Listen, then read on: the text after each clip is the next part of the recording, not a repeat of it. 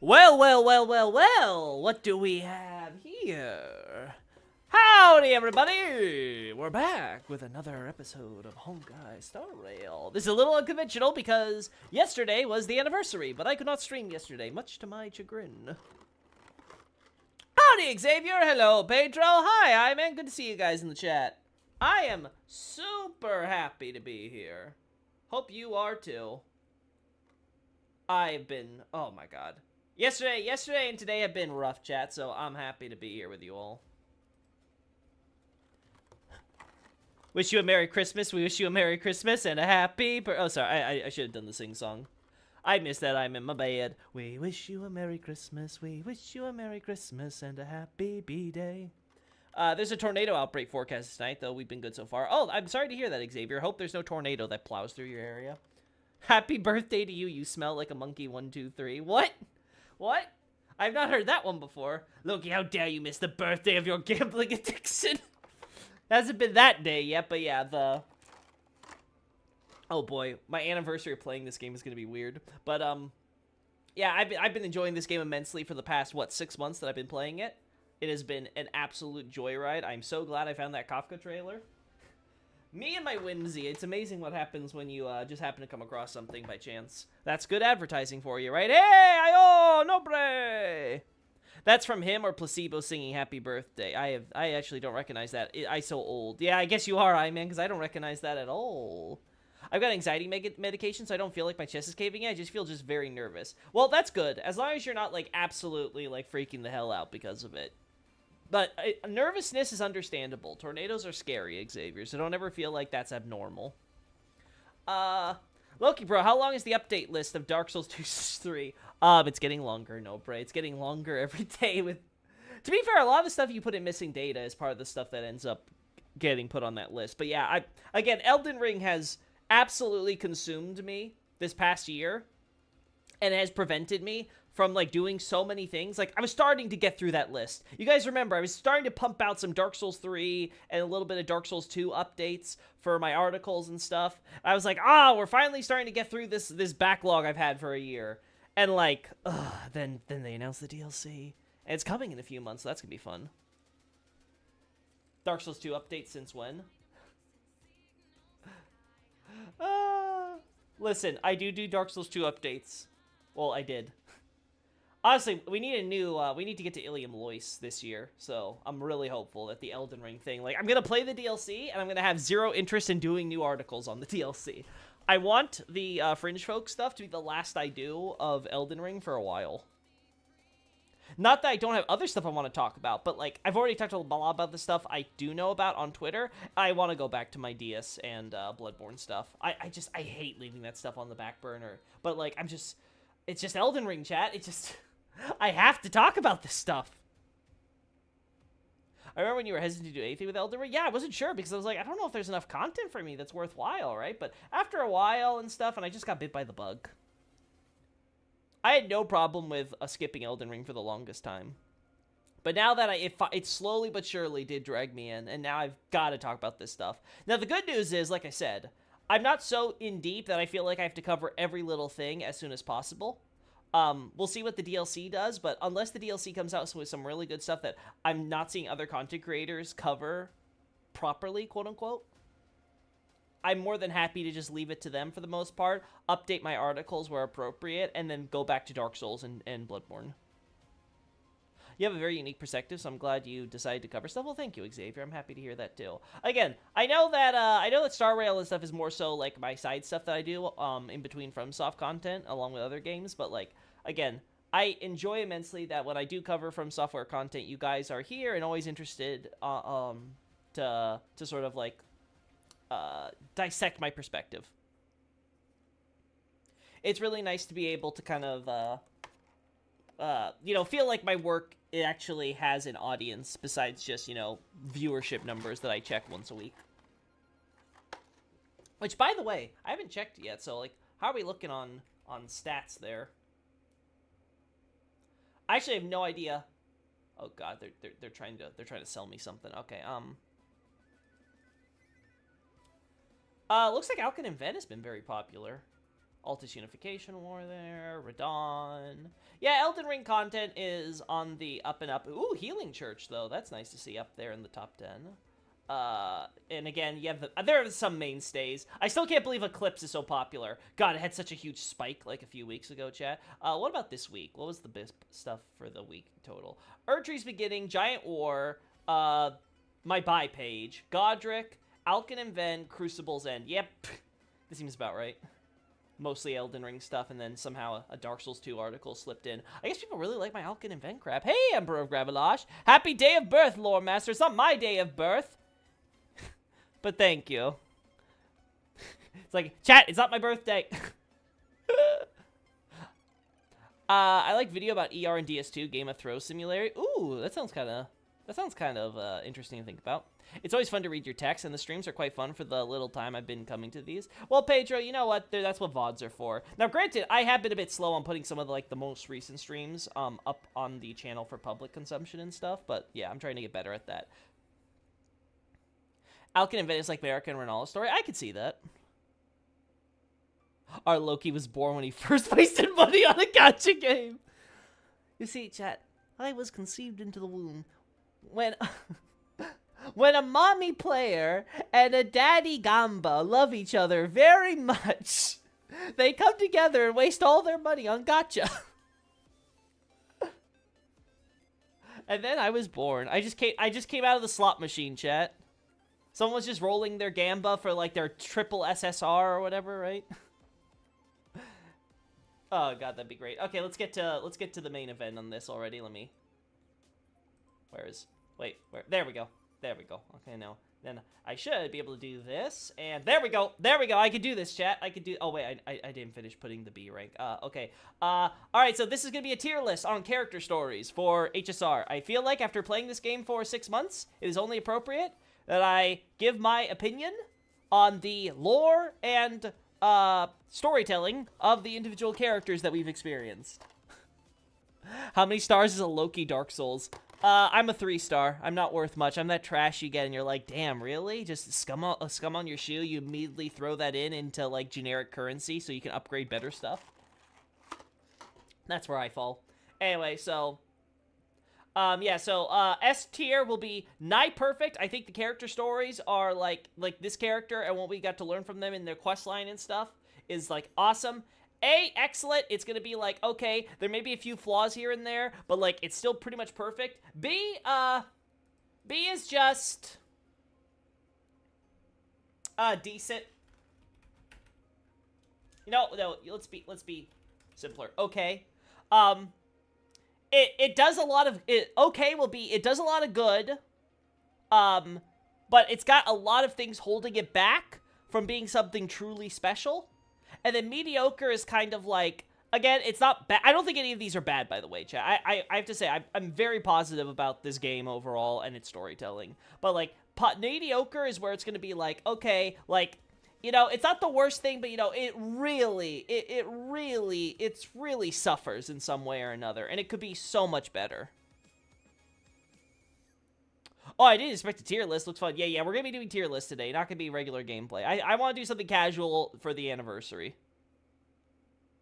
I think you guys are gonna enjoy this because you're gonna just hear me blab about characters and stuff and what I love about this game and the characters in it and what we got or what I think they could do better or where they're gonna go and stuff. Overall, yeah, there's a lot. And there's many characters in this gacha game. What a shocker! They're trying to sell you lots of hot characters, hot husbandos and waifus. Anyway. Top tier content right here. Yeah. This is gonna be fun. Also, feel free, guys, for those of you that have been following me on my streams, you can always give your 2 cents or whatever if you disagree. But let's start off right now. Also, I say character stories because I'm not gonna just include companion quests. I also want to include main quests or side quests or something where the character has a prominent role in it, and it is something that actually contributes. So these will be the 4 tiers. D, I put as non-applicable. This is going to be for characters where we don't really get a lot of them, maybe outside of their, bare basics role in a main story quest or something. And I need to see more before I can really properly judge what MiHoYo is doing with their character here. We've been ringing this bell forever, we have. We've been belling this ring forever, we have. Aye, man, why did you turn into a marionette? We need more, but Bells and Elden Ring. I want Ring all Bells and Elden. Yeah, oh my god. The Elden Ring DS2 comparisons I see are going full insanity, full unhinged. I'm still sad about March's Quest ending, so we'll be getting to that. We'll be getting to that. Anyway, let's start it off with, we're gonna put Asta here. So, where do I put Asta? Okay, so Asta was the first companion quest. It was the first or second one I did, right? Because it was either hers or Arlen's. I can't remember who we did first. But Asta was that character where I was like, okay, she seems pretty basic, right? Like, she's in charge of the space station. You know, she does stuff on behalf of Madame Herda. But, like, she doesn't really do anything crazy. Right? She's not like, she doesn't stand out, right? Like, she's just a nice girl, it looked like. And it's like, okay, pretty simple. Very first 4-star they give you, right? From the, trying to do a tutorial on, like, the gacha mechanics. I get you. But then her companion quest happened. And completely flipped my idea of her character on her head. And it took all the way to the end for that to happen, right? You start out and you're basically being sort of lured in the game to, like, figure out what's going on with her, because there's this text message stuff and people are shit-talking Asta and things, and you're trying to understand and figure out who's doing it, why they're doing it, but you do it because there's a certain character that leads you in, and then at the end of the quest line you figured out that person was Asta, and she was the one who was actually orchestrating all of this, and was actually the one behind the rumor mill in order to kind of attract all these people in the first place. I was like, oh, there are layers to this girl. And she could be very mischievous. Like, that emote at the end, like, it's like, you already know who I am. It's like, oh. So, for that alone, Asta gets an okay, at least. I could see this becoming excellent, but we don't explore enough about what makes Asta especially interesting beyond just her personality, which is her family. She's supposed to be, like, so stupidly rich that, like, she could, like, buy entire fleets casually, right? And she needs Arlen to, like, hold her money so she doesn't, like, basically waste her entire fortune on all this meaningless stuff that could be paid for through the space station. She's like, but it's my money! Right? So, like, again, I really love Asta, and I want to use her more because I'm building a mono fire team, especially now that Firefly's confirmed for, fire destruction. That's gonna be cool. So I'm looking forward to that. Sekiro had a bell, too. Oh, yes, they all have bells, I understand. Bells and BB, too. Yeah, From Software has a bell thing. Can we have a video on how bells are, you know, so lore relevant or something? I'm sure there's some content creator that could pump that out. Okay, so Asta, I think she's a solid B. I could argue for her being excellent, but I think for one of the early companion quests, it's good, but I don't think it does. In fact, you know, I'm gonna change okay to just good. It's good, because okay kind of sounds like, okay. It's just okay, right? I want to say, like, it's good, but it's not, like, up here, I don't think, right? And maybe these will change as I think it through more, but this is where I'm going to land her for now. I think she's a good barometer for companion quest going forward. It does amazing things with the character, but not as much as I would like in terms of exploring who she is and what she could possibly do. Herda. Herda has to go into not applicable. Herda's got, like, a lot of hidden, like, things, like her light cone sort of hints that there may be something more tragic to her character and her psyche and stuff. And I love Herda as a character, but we don't get anything really focusing on her. Yeah, Oki can be interpreted as the same as mediocre. I agree. Again, I wanna say that good is something that I don't think is like, okay, it's good, it's not good, it's not bad, right? Like, I don't want someone to misconstrue me here. But Herda, by comparison, I don't think we can judge Herda. I think Herda's a character they plan to do, like, 3 years down the line, right? I feel because she's going to be a mainstay and the space station and sim universe story is going to be, like, always constantly being added onto with updates every now and then, I feel like we're not going to get a personal, in-depth look at Herda's character and who she is until much later. And that includes the real Herda, right? Because these are just the puppets, right? She just controls the puppets remotely. We don't know what real Herda looks like, sounds like. Again, she's discovered reverse aging, so maybe she's as young as her puppets are. But there's this whole thing where I feel like Herta's a character who lost her childhood in some way. Like, she was deprived of having a proper childhood as a kid. Maybe it's because she was a genius, or maybe it's because of other reasons. But there's something, like, very tragic about that, where she now is constantly not only trying to evolve, where she's always looking forward at the new her, but she's also always looking back at these new hers to see that progression. Like, she's trying to show how she's gotten away from something. And it makes me feel like there's something there, but we haven't explored it at all yet. So, yeah, we have to be objective here. So that's kind of cool. Bronya. Again, Bronya is the perfect reason why I'm not doing just companion quests. Because, again, Bronya doesn't have any companion quests associated with her. But she features heavily in the main story on Yurilo 6. So for that, I have to give it an excellent, at least. Like, this is automatically excellent. It could go to S tier, but we'll see. Bronya is a character who, when she starts out, like, you see her from the get-go, she's already arguing with her mother, so you already know that there's something going on there. Yeah, her childhood trauma with Herta. What makes, I think, Bronya especially interesting, though, as a character, is that instead of it just being like, oh, she's the person who has this boss that she doesn't always agree with, and the boss turns out to be evil, and then she will replace the boss as the leader, right? What makes it more interesting is the fact that there is that mother connection, right? It's not by blood, but still, like, Cocolia was her mother, and we see in Light Cones and stuff how there was that genuine, loving relationship between them, and you see it from Cocolia's side, too. But there's definitely this feeling where, like, there's a relationship there. And it's very tragic to see how Cocolia has these plans for Bronya, and Bronya thinks her mother is absolutely batshit insane for all of this, but there's so much emotion between the both of them that I really felt, you know, just kind of, like, empty by the end when, like, Cocolia, like, goes poof, and then Bronya's just, like, left there crying on her knees under the Aurora Borealis, right? It's like, that's just so somber. And then you have March ruin the moment by being like, wow, that was a great trailblazing mission. It's like, March!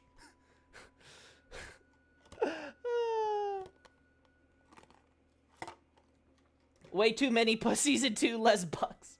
Listen, we'll get to the male characters eventually, man.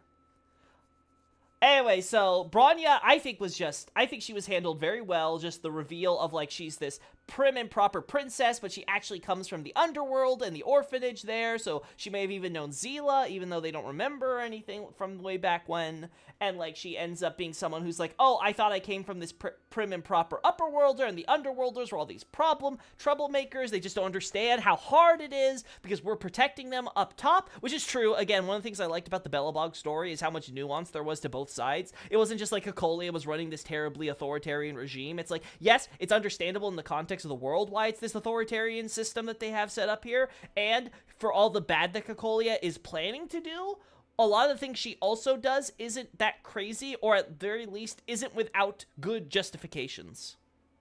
She's got cotton for brains. Cotton candy for brains. I don't know about that with well, okay, yeah. At the start, Bronya has this very she's very detached from everything. She resents being, like, a princess type of character, right? Like, she hates how, like, you know, she has to do all these manners and she has all these expectations hoisted upon her. But she has no idea what the underworld is really like. She doesn't know about the suffering and the people there and all that. Yeah. Oh, you meant March.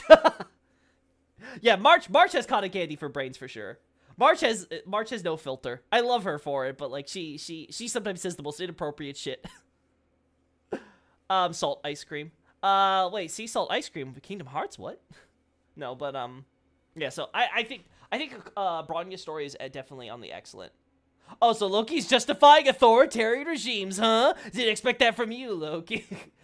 Listen, I enjoy stories with world building where the characters and the worlds and things make sense. Listen, this is a game coming out of China. I'm not expecting that much in terms of, like, its feelings about political systems or anything like that. But then again, I live in the US. I shouldn't be talking. So, like, in its totality, I think that Bronya definitely deserves a spot on the A tier. Now, Zila, I'm going to actually put as the first C tier. And it's not because I don't think the stuff we get in the main quest with Bronya isn't good, and that there isn't a lot of great stuff about Zila. It's that we don't learn much of anything about Zila other than the fact that she comes from the orphanage. We don't know why she has weird quantum butterfly powers that lets her, like, zip around and teleport and all that crap and, like, turn invisible with her technique.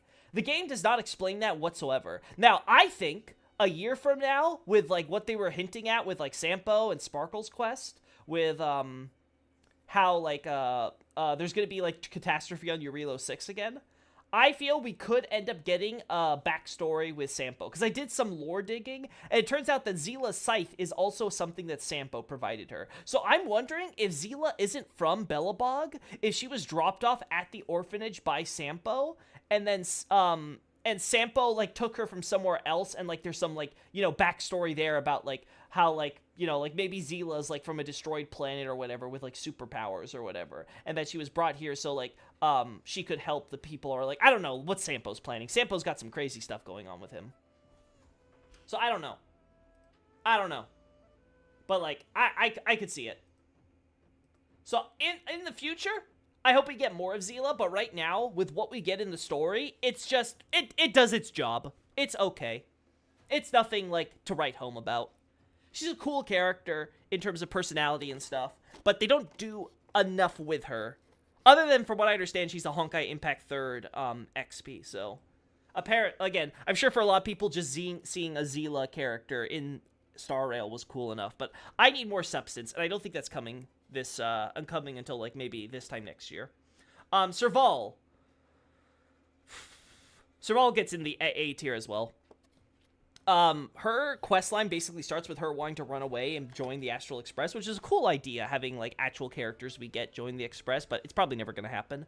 But having it where like Serval could actually like, you know, be part of the crew, like she just wants to kind of leave Belobog, like she has that techie side, you know, Belobog's basically been isolated for so long, so she wants to actually see the world and the, you know, the wider universe and all the different worlds with their higher technologies and stuff, maybe even bring it back to Belobog. Like there's a lot of cool stuff there in terms of the premise, but then we have the whole thing with Japard wanting her to stay, and like having all these lingering problems with Cocolia, because the main plotline robbed Serval of that closure, right? We didn't get to see Serval have that confrontation with Cocolia she wanted, because she ended up staying behind during the main quest.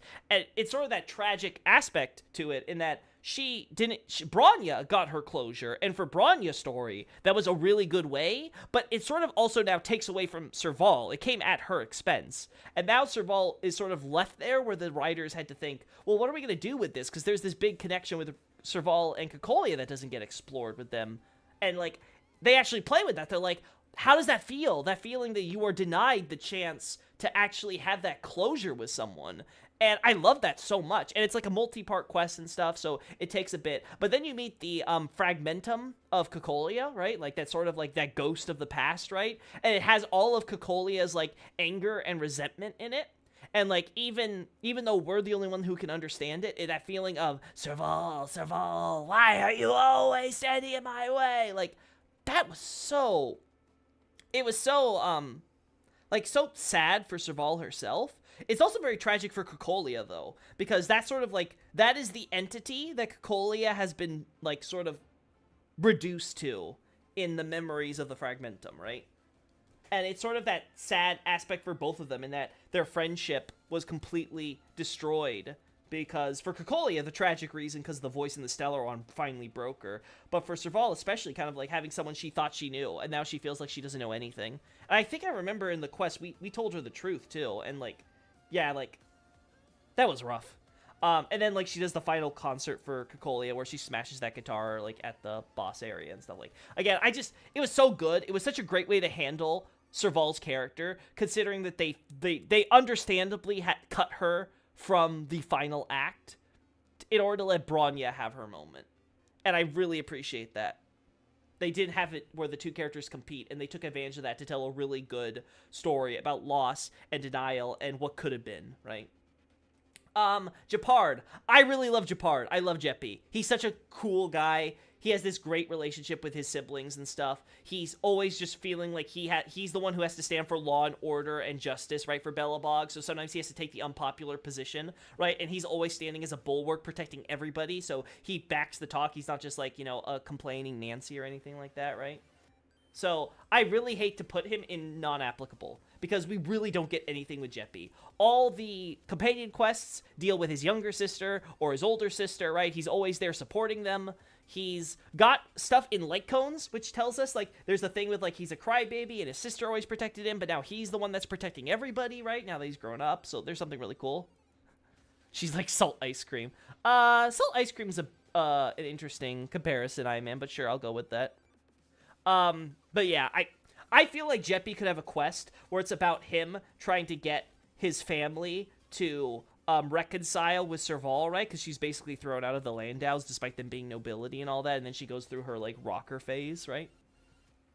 But like, I feel like you could definitely have a quest where it's about Japard exploring the dynamics where he's being very loyal to his parents, which, if I recall correctly, the light cone is depicting them.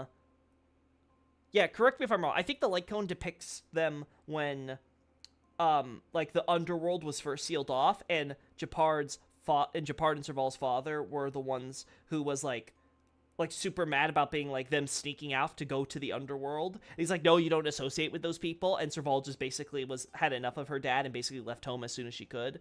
But Japard's in an interesting position where he stays home. He kind of still does like the bidding of his father and stuff and tries to like be a bridge between them. And it's very interesting seeing that dynamic, considering you feel like he would be the one who would become the most, sort of like reflexively hateful of his family and resentful of them for what they did to Serval. So again, there's so much potential there, and it's not explored. And I'm hoping, again, we're getting more Belobog content. I would love if we got a companion quest with him. But until then, we now have Natasha.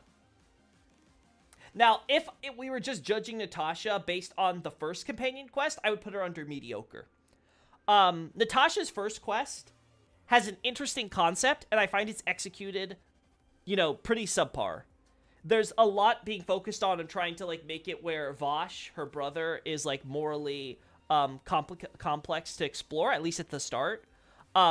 But it's very obvious what the game wants you to do. It's kind of like, okay, so there's, like, people who really value Vosh and his medicine. There's people who have been hurt by it and stuff.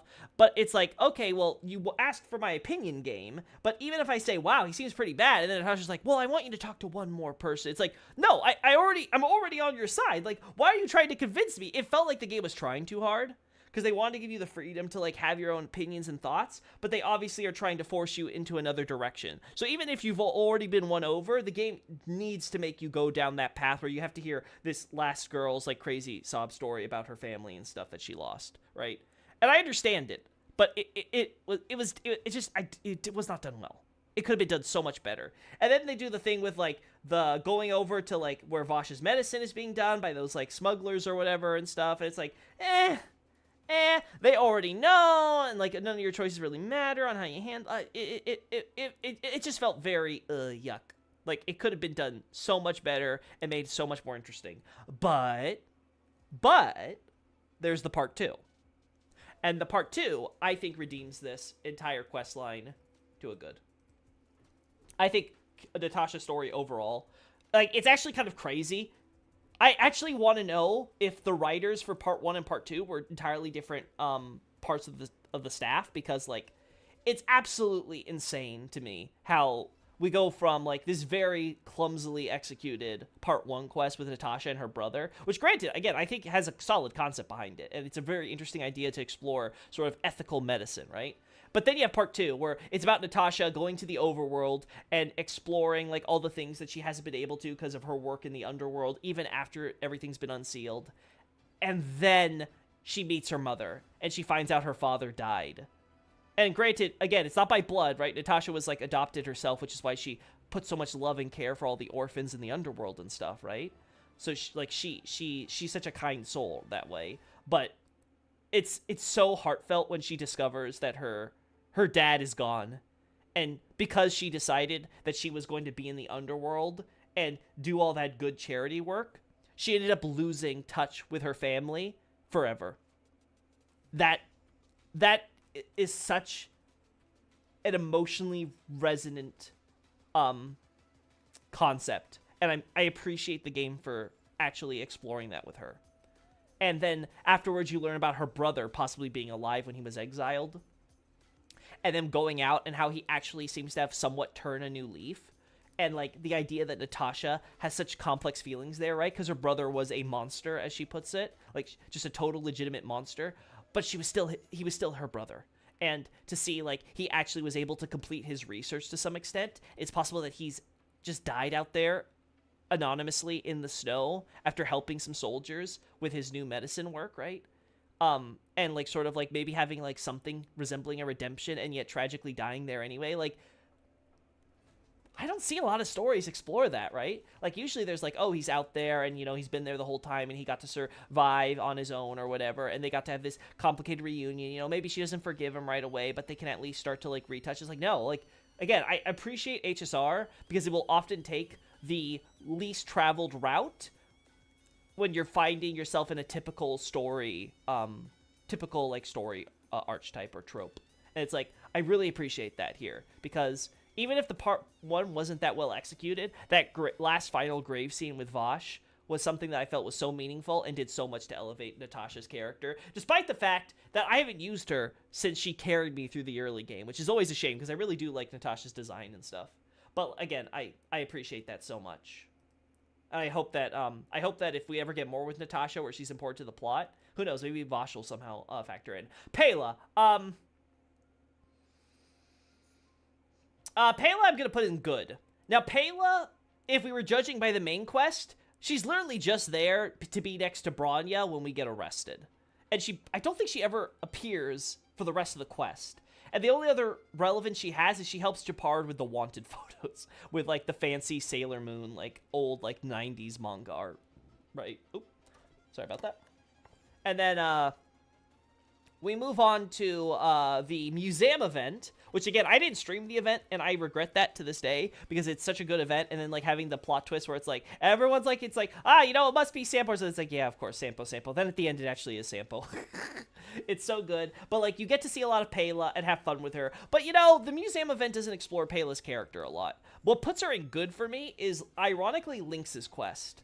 I think that Lynx is basically did a Pela quest, essentially, where we learn about Pela's mother and her backstory and stuff like that. And my only complaint about that quest is that it feels weird with Pela's mother because we don't get a good justification for why Pela's mom risks her child's life that she's pregnant with to do all this stuff on the Fragmentum. Like, really, no one could have done Pela's mother's job on the front lines in the middle of the snow, far away from Belobog civilization. Like, again, like, that, once she was pregnant, like, that was her child's, right? But that's, again, more of my, like, critique of, like, Pela's mother. And, like, for Pela's character, I think it's so emotional, that feeling when she, like, gets to actually get that USB drive, right? And gets to, like, see, like, her mother's, like, diary and stuff that she would write for her daughter every day, like, on the way for her being born. Which, again, tells you she knew that she could have possibly died. It feels kind of silly that she was deciding she was going to stay there and, like, risk it with her child. That she... Again, I have so many complaints to her as a parent, but... That again, separate. I think, actually, what we got from Pela's characterization was so good. It gave us some backstory on Pela, because she's, like, a 16-year-old genius who's, like, in the intelligence department for Belobog and stuff. It's like, it really feels like it helps, like, fill it out where it's like, okay, her mom was this super smart person anyway, and she's like a child prodigy on that. Like, it's just, we learned a lot. Clara's good too. I love Clara's role with Svarog in the main story. Just the idea of exploring this idea of, like, you know, the forgotten people of Belobog. Again, I love the Belobog storyline because there's so much nuance. It's not just, oh, you have the freedom-fighting underworlders versus the oppressive overworlders, right? Like, there's so much nuance and problems on both sides, with every side in that conflict having good points there. And I think Clara does a good job of putting forth the Vagrant's point of view of those who are sort of like, they've given up, they've been sort of thrown out of Belobogian underworlder society even for one reason or another. Some of them are bad people, right? But, you know, not all of them. Some of them are a lot more complex overall, right? And there's just a lot going on there. S tier. Oh, Xavier will put in S tier. Oh, wow. That's good. And then you have... Again, I can understand why, because on top of that, you have that emotional moment where Clara protects Svarog and stuff. You know what, Xavier, you've convinced me, because you know what, the main story stuff plus the companionship stuff will move it up. And the reason why is that not only does Clara really push herself into super relevancy, right, with her relationship with the big robot mafia dad, right, and she does so much for people afterwards, for the Vagrants and all that, with getting them supplies and things. But then you have the companion quest with Pascal. Which I don't know if that's a near reference, but, like, it still works really great where you actually... Bad parenting makes good stories. That's very true, Pedro. Very true. But, like, yeah, Clara, our wonderful little orphan girl with no shoes, she's able to she's able to actually, like, be empathetic and, like, learn about these robots and stuff and sees them as people, which makes sense because Svarog is basically her dad, right? And, like, I feel like if we had Svarog on this list, he would get S tier instantly because there's so much going on with Svarog's character, and it's so good, and I feel like we're going to get even more afterward that is going to make it even better. But for now, I'll put Clara in A, because the Pascal questline, Xavier's right, it was pretty good. And I don't know if I would say it's nigh perfect, worthy of S tier. I think there's a little more that needs to happen with Clara. Granted, Topaz gave her the source code, so now she's the one who controls all the robots and is effectively the de facto Shadow King of Bellabog. Braun, you better watch out. That girl's gonna grow up into a menace. No shoes in a permanent blizzard, yeah. Those Bellabogian heaters, am I right? Also, I love how it's snowing in the Vagrant camp in the underworld, and she still has no shoes, even though they have no heaters there. But yeah, also, I love that the lore justification is apparently she just keeps tripping in her shoes. God, I love Clara. But, yeah, so, like, yeah, like, I gotta give it. Clara's a really good character, and there's a lot of potential in the future now that she has the Topaz gave her the source code, right? So, like, she has control of all the robots. There's going to be Calamity on Reload 6, so you know that Clara's going to play in the role. One thing I would love to see, and this is going to be really dark, so, again, forgive me for saying this. I would actually love it if Clara was... Again, this goes back to the idea that HSR likes doing the unconventional or the unexpected routes with their storylines.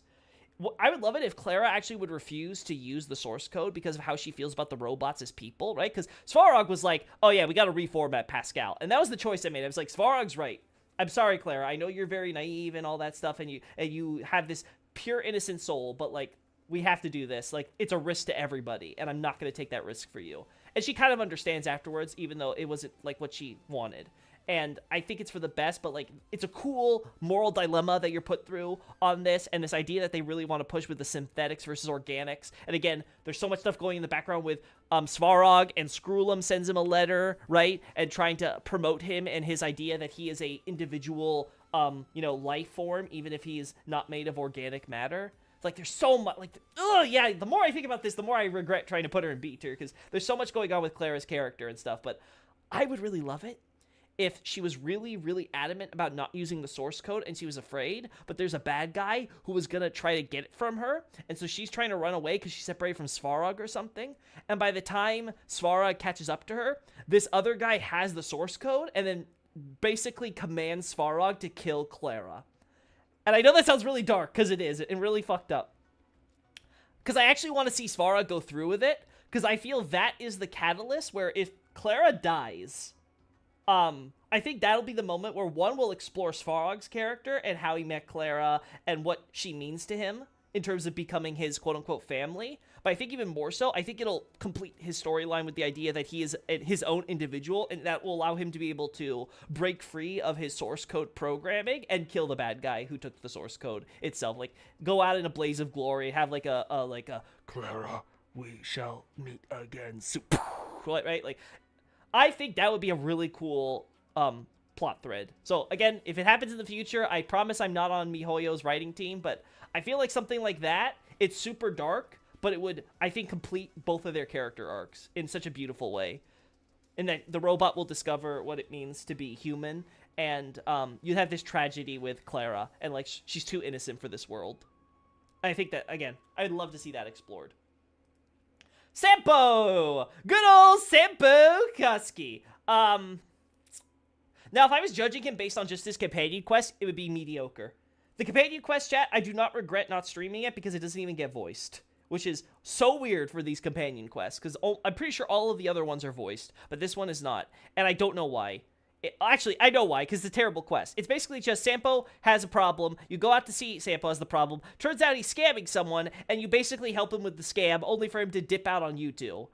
Again, it's a typical... Oh, what do we have here? Is Elgato... Oh, yeah, oopsie, my bad. My bad, I actually minimized it. There we go. So it's the typical Sampo does, Loki don't like bucks. It's not that I don't like the males in this game, chat. I just... We're not there yet. Listen, it's not my fault that all the waifus are really well written and all the husbandos get no attention. It's not my fault! Yeah, so, like, we'll see. Sampo, though, okay... Ever since they did the Trails reveal with Sampo and, like, being like, oh, he's a masked fool, Like, I really like that reveal. I like what they're hinting at with, I should, 1 second, chat. Let us, gonna move that over, chat. Gonna go to the other playlist now, since apparently we're done. Yes, continue watching. There we go. There we go.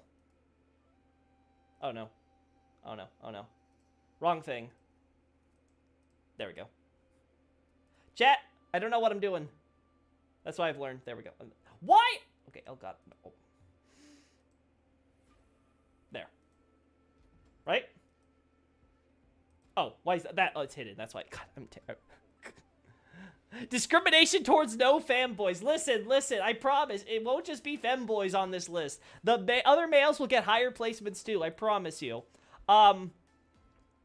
But yeah, Sampo's questline was not that good. There's a lot of potential, though, because he is a masked fool, and he's got his mask back in Sparkle's quest, so there's something cooking with him. But again, for now, I think he has to go under mediocre. There's so much potential, there's so much comedy value. There is something cool there with how Sampo basically orchestrates the entire Eurilo 6 plotline, right? He's like, oh, I'm the haha comedy character, but he's actually been like, he's the reason that Bronya and us get into the underworld, right? Because he throws that gas grenade in the middle of our fight and then drags us down there. And he's like, oh, oopsie, I didn't know what I was doing and I accidentally took down Bronya too, right? But he's clearly was trying to set things up so that way we would win, right? He was trying to help it. And I don't know if he knew about the Trailblazers coming to Relo 6 or not, but it's very obvious that he took advantage of our presence in order to stop Cocolia, right? Because I'm not sure if Cocolia's plans were actually going to happen imminently or not. It didn't seem like it, so it looks like we accelerated whatever plans Cocolia was doing because of our presence and everything, so that's a thing.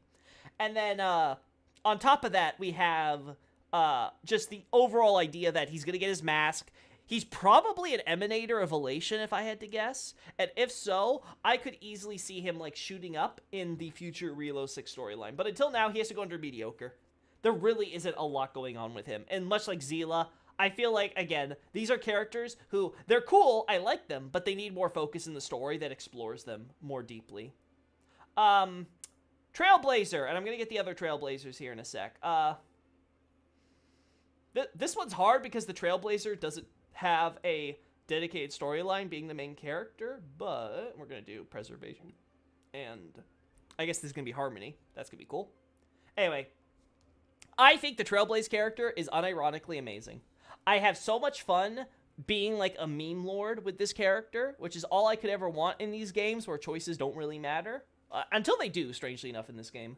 And it's just so awesome to be able to have it where I can be the little chaos gremlin that just sifts through trash like the little raccoon that I am and be able to like do all the most unhinged crap. It's just so funny and so much fun. It's just such a great character to work with in that because they're not a full blank slate. They actually talk a lot of the times, which is super nice. And actually having that character have like a real personality to be play with. And then you have to add on top of that, we have a history with the Stellaron Hunters. And I really love that aspect in Kafka's quest and stuff like that. So it's like the idea that we have a history with all the characters, like we might have known Firefly, Kafka, Silverwolf, and Blade in the past, and that we aren't just like their little like digital like baby vessel for the Stellaron that they're using for grander plans. Like there's something going on there. At this point, I wouldn't even be surprised if we discover that Stell actually does exist separately, and that when Kafka was making a choice between Stell and Kalis, it was actually because they are different people, and like maybe Stell or whoever you choose, the person you don't choose for your Trailblaze character is actually like still with the Stellaron Hunters or something. I could see that happening, and that would be super cool. But again, assuming that we are just the one main character, I still think that we get so much like characterization, personality, and that there's such a big story like setting us up for with the Stellaron Hunters that I think we have to go with S tier. I have not had a single complaint with how the writing for the Trailblazer has been handled so far. Like, they feel emotions when they're supposed to feel emotions. They act like a trash gremlin when it's appropriate to have a little comedy and stuff. They're able to, most part, fight back when there's something that they really don't like or something that a character does or whatever. Like, the game gives you the freedom to be the character that you need to be in the situation, and I do appreciate that. So I would say Night Perfect. There's barely any, like, moments where I don't like what you can do with Trailblaze character. Locha! Good. Just good. His companion quest really sells him. He's basically just mysterious, Mysterious merchant man who's not really a merchant, right? He's the one behind the Lafu stuff, right? He's the one who gave Fantilia the Stellaron, smuggled it onto the ship. He's got a bigger plans with Jing Liu. He's got that mysterious coffin thing with all the vines and thorns coming out of it that is apparently just a passing acquaintance, but like stuff is happening, so like I don't know. There's a lot going on there, and like we don't know it. Like from what I checked on his lore, it looked like there was a lot of going on with like the Knight of Purity Palace set, so he may be a knight to Enna the Order, who's now dead, allegedly, been assimilated by Shipe the Harmony. I guess we'll see in the next questline what's going to go on there, because who knows if we're going to get Shipe or Enna or, like, what's, like, well, I don't know who the enemy's going to be in the next quest. But, like, yeah, there's a lot going on with him that's not being told, but his companion quest is really funny.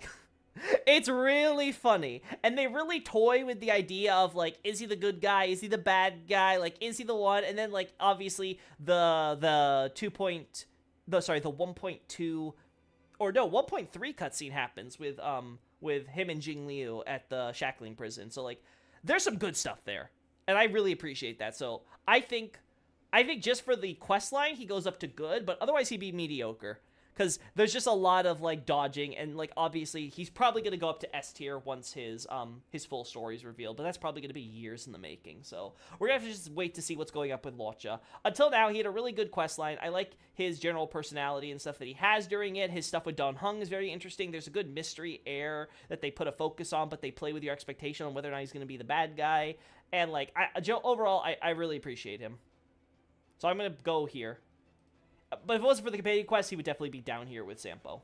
So see, guys, I am not just hating on the males. They're going up. We went from here to here to here. All right, Hook. Hook goes into good. I was thinking on whether or not it would be mediocre or not, but I think Hook is solidly executed, but basic. So Hook's story, again, this is another one I didn't stream, and I kind of regret it, because it is a decent storyline, but it's not something, like, you miss, right? This is one of the few times where I think HSR just did, like, very typical, like, a typical plot line. You have little kid Hook, and you get to meet her foster dad, Firstman, right? And he's, like, old, and they're not related by blood either. He basically adopted her, but, like, basically she showed Firstman, like, she awakened the paternal instinct in him, and he loves her to death. And he works so hard for her, and, like, there's all this stuff with, like, the various tools and things that they go on, and what they're willing to give up that would be of personal value to them, in order for the good of the other, right? It's a very touching story about found family, and what you would do for your loved ones and stuff, and, like, it's a cool 3-part quest line, right? I love every part of it, but it's very basic, and it doesn't do anything that, like, really shows Hook as someone other than the little chaos gremlin who can be very sweet and affectionate when she needs to be. So, like, that's so Baycorn. 3 boys in S tier. No way. Threesome. No way. No. It's not Baycorn. Anyway. Next up for our characters. Jingwen. Jingwen has been a very enigmatic character, right? He's sort of like he's the strategist guy, like he's the one who knows everything, right? He's got the big brain plays. And so he has this idea where he's like acting very casual and smug, like, oh, I'm not trying, but he's actually like the one who's like manipulating everything from behind the scenes. And you can see that a little bit in his storyline, but I have to say not applicable. Actually, you know what? I should say that, because we do get a little bit from the High Cloud Quintet stuff, so I have to say mediocre. I think that they obviously have a lot going on with Jing Yuan, and he gets so many cool moments, but he needs more. And it needs to be more into his feelings about the quintet.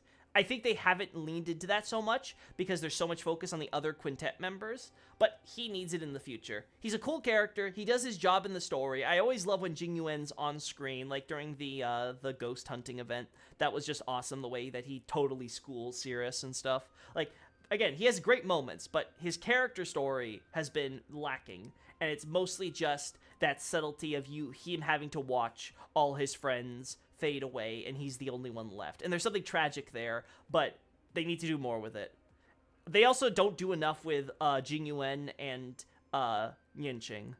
Yanqing, I'm sorry to say, Yanqing and his relationship only gets explored in the ghost hunting event. It's a good exploration. I think it's really good, but like I said, I don't think it's enough to bump it up to good.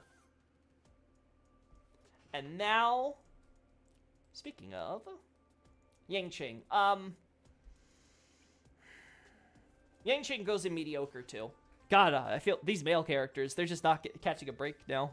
Yeah, Yanqing, his companion quest is solid. It's nothing bad really in it. You get this arrogant kid that wants to like prove himself to the general and stuff, so he just runs off trying to go and like, you know, catch the criminals on his own, right? And there's something really interesting there. I just learned that Bacorn is a real thing. Now my eyes on inside. Good to know, man. But yeah, the one problem I have with Yanqing is that he's mostly just a setup for Jing Liu. I really hate that. Again, I don't hate that in terms of like the overall narrative and stuff they did. I think it's cool what they did with Jing Liu, but like just in terms of like Yanqing's personal character, he's just everybody's punching bag in the story, and he basically, like, again, his own companion quest is basically mostly just set up. Now, there is some stuff there where he gets to kind of, like, figure out Jing Liu's stuff early, and he gets some character growth. But again, he's potential, like Jing Yuan, and they haven't fully shown that. Again, and that's what I think about all these characters in C and D. They're not bad characters, by any means. It's just that they're not doing enough to really make it where it's like, they compare to all these characters. The story needs to do more with them. And I feel like Yanqing, if he gets another quest line that explores him, or he gets more storylines like the ghost hunting event, which actually explored the idea of him being a punching bag, right? And they're like, okay, yeah, he's everybody's punching bag, and he really hurts him, and he kind of has this envy and jealousy going on deep inside, but he's a good kid at heart still. And you could, you know, Jing Yuan and him having that relationship, that is good. But like I said, that's like the one moment, and I don't think that one moment alone justifies this. I think the fact that Hook gets 3 quest lines that are solidly executed, even if it's a very typical boring story, is a good barometer of baseline versus what we get with Yanqing and Jing Yuan, and that's sadly the truth. He has nice magic though. Yeah, I do like Yanqing's ice powers. They are cool. And same with Jing Yuan and his Lightning Lord. But like again, this isn't based on like what I feel personally about the characters. If so, like most of these characters would be like A and S tier. They're all very well designed. But in terms of just their actual stories, I think they need to do more with them. Bailu,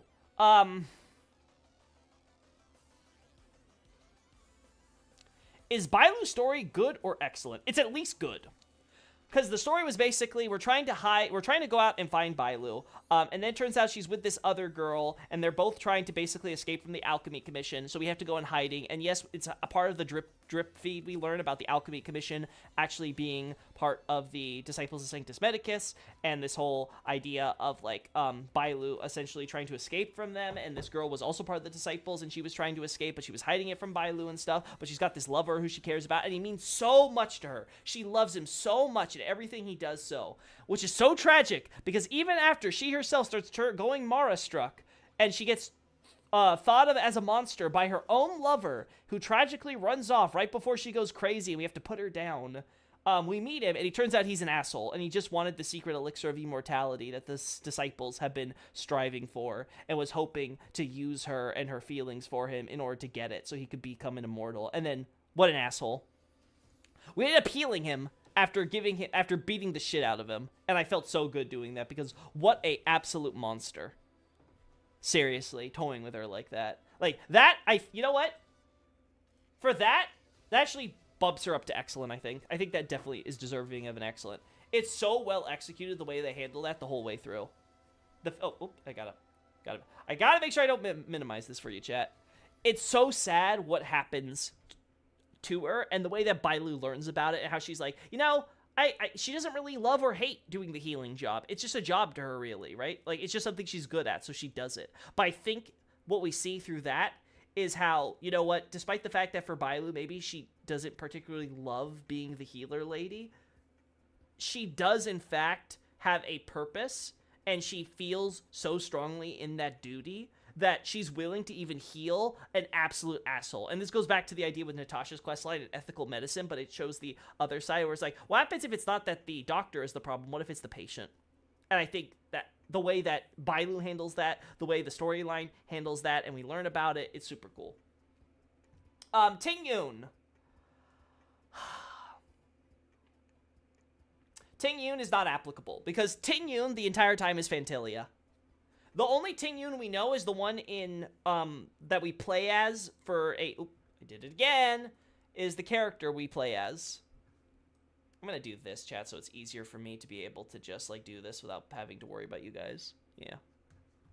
So like there's so much about Ting Yun that we have to figure out about, and the developers were hinting that we're gonna get a follow-up on Ting Yun. If you guys if you do the anniversary event, there's actually a sequence where basically Yukong talks about having a lead on Ting Yun, which is a cool thing to do for an anniversary little like, you know, side missions and stuff. So like I am hopeful we'll actually have something to say about Ting Yun in the future. But right now, she's a cool character that has nothing we know about. I want to see the story of how she ended up becoming Phantalia's face. What happened to her? Is she still alive? Can we save her? What's going on with the Luofu and the Lord Ravagers and the Nook and all that? Like, how's that storyline playing out? I want to see more. I need to see more. Ching Chue. Now listen, chat. Listen. You know I love my Gamba Gremlin. She is perhaps one of my favorite characters, by far. So, when I say this with absolute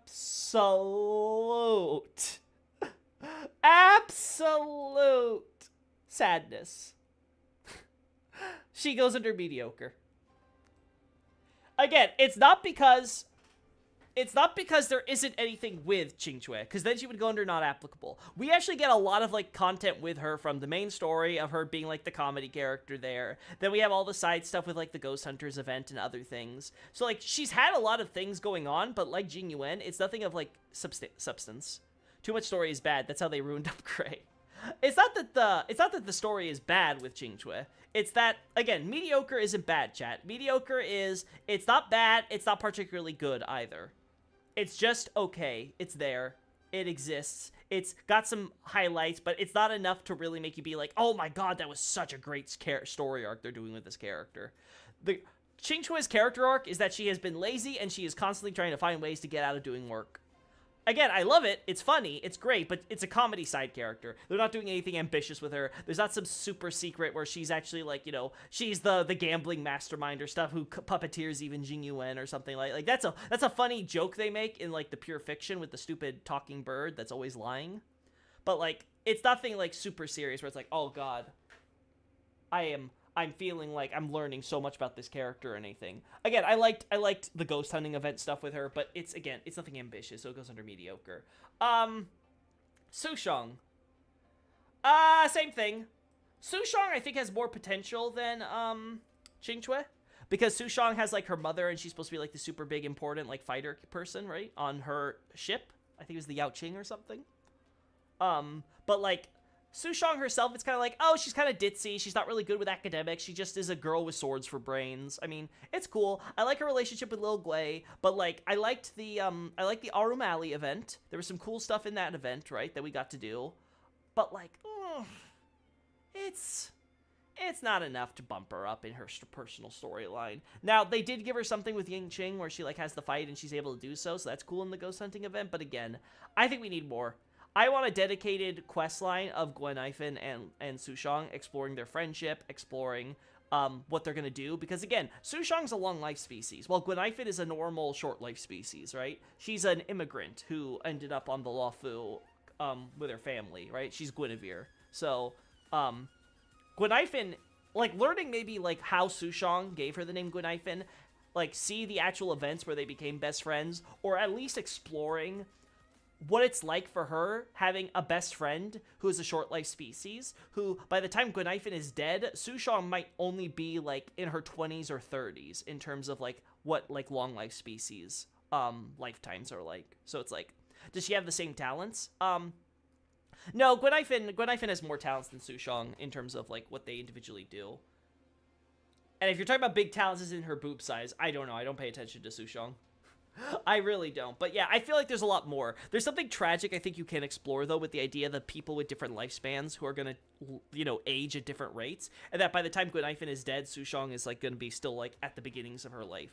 I think that's something that could really be meaningfully explored for both characters and what they mean to each other. Yukong.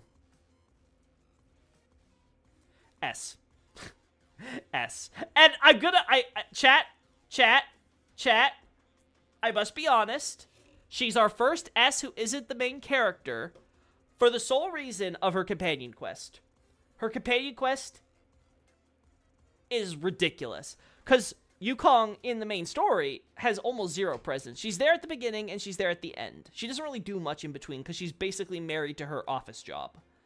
But what we learn about Yukong's backstory, what we learn about her relationship with her daughter, how she has to be big Asian parent, which we learn about her best friend Sai, who she had romantic feelings for, but couldn't act upon it because Sai was straight. Oh no, the horror. And she married a man, but then the man died or whatever, and Yukong was the one who ended up marrying, her best friend's daughter in the end because, you know, her husband had such terrible naming sense and stuff, right? And, like, there's just something so tragic in Yukong's story, but I think it adds so much to both Yukong and the Luofu, because again, it highlights the idea that that last conversation Yukong has about how the Rainbow Arbiter, Lan, comes out, like, you essentially are fighting this terrible war, everyone's dying, and this goes back to Donshu as well, because Donshu also lost her friend in that same war. In her case, because of the Rainbow Arbiter's blast, it ended up killing her on the front lines, right? Yukong, it wasn't that tragic, right? But Yukong basically lost her friend on the battlefield, and then Lan enters the battlefield and shoots his arrow and ends up destroying the enemy. It's like, oh, the god could have easily done that at any point, apparently, but only waits until basically they sacrifice endless amounts of their lives to be able to hunt down. It's like, how is that fair? And I can understand Yukong's feelings there. And again, I understand Donshu's feelings as well when she becomes the master of the Disciples of Sanctus Medicus on the Luofu for the same reason. It's like, you have this god who truly is indifferent to you, and yet you sacrifice everything for it and worship it, even though it basically considers you an ant, and it doesn't even, like, factor in the value of your life, even though you lose everything. And that's so sad. Maybe she had big talents, so she could be big to say big in her office job. Yukong definitely has some big talents, that's for sure. But, yeah, I think her quest line is absolutely in nigh perfect status. I really struggle to find anything wrong with that quest.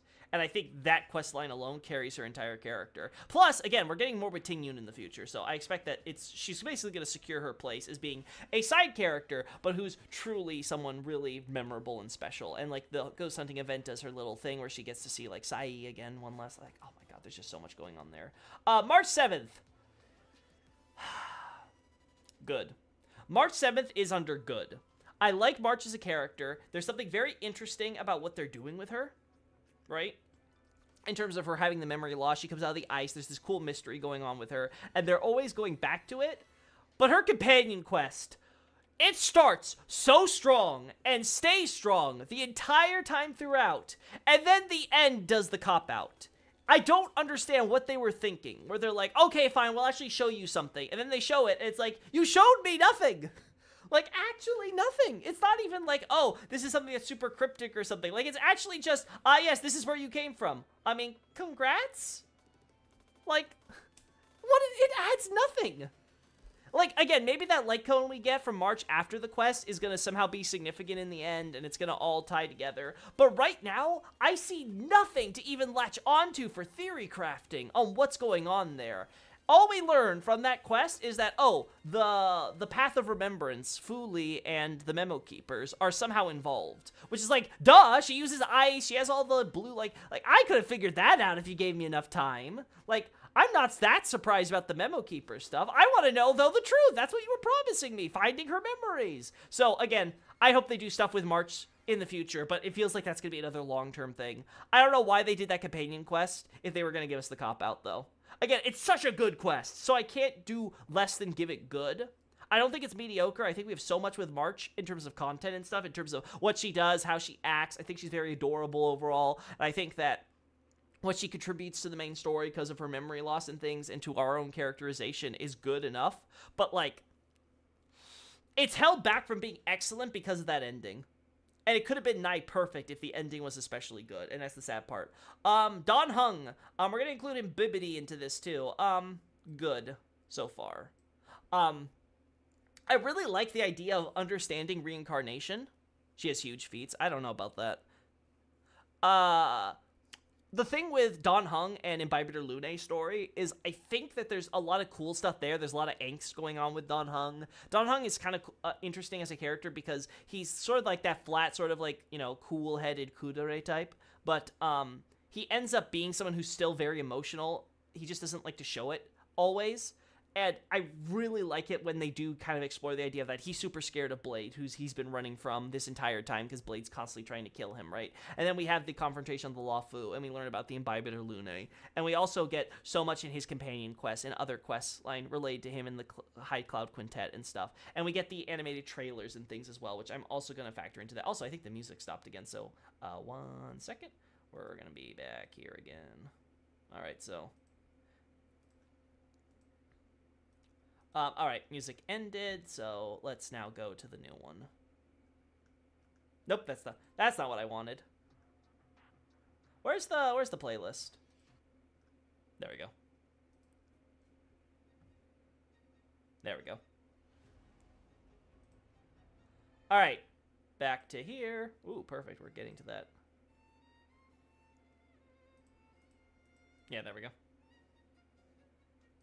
He has elf ears, that second. Yeah, I like his redesign as Imbibitor Lune, too. It's really cool having, like, the dragon look with the Vidyadhara, because he just looks like a normal human, but then he unseals his powers and he reveals his true nature. But, yeah, I think there's a lot of cool stuff going on with him, but I don't think it's that excellent yet. I think there's a lot of potential with the Imbibitor Lune story. I listened to a lore vid recently that was very interesting in terms of, like, the deep lore they added. I actually want to read some of those sources myself. But it's super interesting what they could be doing, because I could see a case where we learned Don Feng was framed, and there is a deeper conspiracy afoot with the Vidyadhara. But again, that's for the future, and like March 7th, it's clear they're going to be long-term characters, so it has to be good. With the Trailblazer, I think that it's already basically as good as it possibly could be for what we're getting with the main character. But for them, as basically being our, like, teammates and stuff, I think they could have done a little more. I also don't like how at the very beginning, they really rush sort of the idea of us entering the friend dynamic. Because believe me, I love the trio dynamic we get with March and Don Hung and Kalis. I just feel like they really kind of want to rush it and be like, oh my god, you guys are already, like, hitting it off so well and all that stuff. And then, like, in, Bellabog, like, we're instantly, like, in sync with, like, their plan to escape, even though we had no idea what they're doing. Like, there's just a lot of stuff going on there that they really wanted to, like, rush that portion. And, again, I like it I like it still. I think it's fine, but I would have liked a little bit more leaning into it, especially with how fast we've been going into characters' backstories and stuff. But that's just me. Next up, Himiko. Not applicable. Himiko has basically had nothing in the story. She's been on the Express most of the time, and now that she's off the Express, we still don't get to see her most of the time, so we don't explore much about her character. I like her, she's cool, I love her, I ended up loving her as a unit, I wasn't expecting that. But, like, as a storyline, it's like, she's the Astral Express's navigator, and she's kind of pretty nice, she acts like the mommy on the team, right? Like, she's got this interesting dynamic with, like, Kafka and stuff that hasn't been fully explored, but the idea that she, like, kind of knows about Kafka and things, and maybe she's messed up stuff for, Himiko in the past or whatever, and, like, obviously she's got this nice, partner relationship with Welt I like, but, like, again, her personal storyline, again, I think in terms of characters, we get nothing on her compared to March, Don Hung, and Trailblazer, so I don't want to do this. Kafka, S tier. In fact, you know what? I don't care about the order, chat, but just for the sake of, Kafka, she always will go first. Kafka's questline is literally everything I could want in an RPG. It's not that combat heavy, honestly. It's mostly just you talking to Kafka and asking her questions, and I love that. It's such a creative questline. It fits Kafka perfectly. You can learn so much stuff. I have seen online the video of all the truth or lies that Kafka can give and which one are true and which one are lies. She has a very easy tell, surprisingly. You can actually see her, like, not, you know, she breaks eye contact whenever she's lying, which is a really cool detail in retrospect.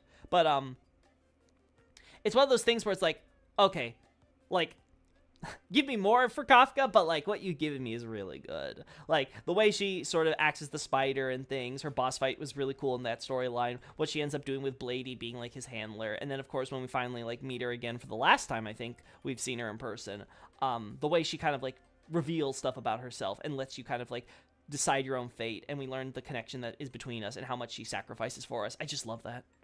Does she become a roach in the end of her quest? I don't know, but I don't know if she's going to be that. She might turn into a spider, you never know. Again, the fact, again, I want to do maybe a dedicated video where if I can find the English lines with Kafka, we'll just listen to all this stuff, but it doesn't exist online yet. So I don't want to talk about the lore too heavily, but like, I definitely think that Kafka's a super fascinating character, and she's only going to get more and more interesting and better as time goes on. So again, easily one of the best companion quests in the game, and one of the most interesting characters in the game.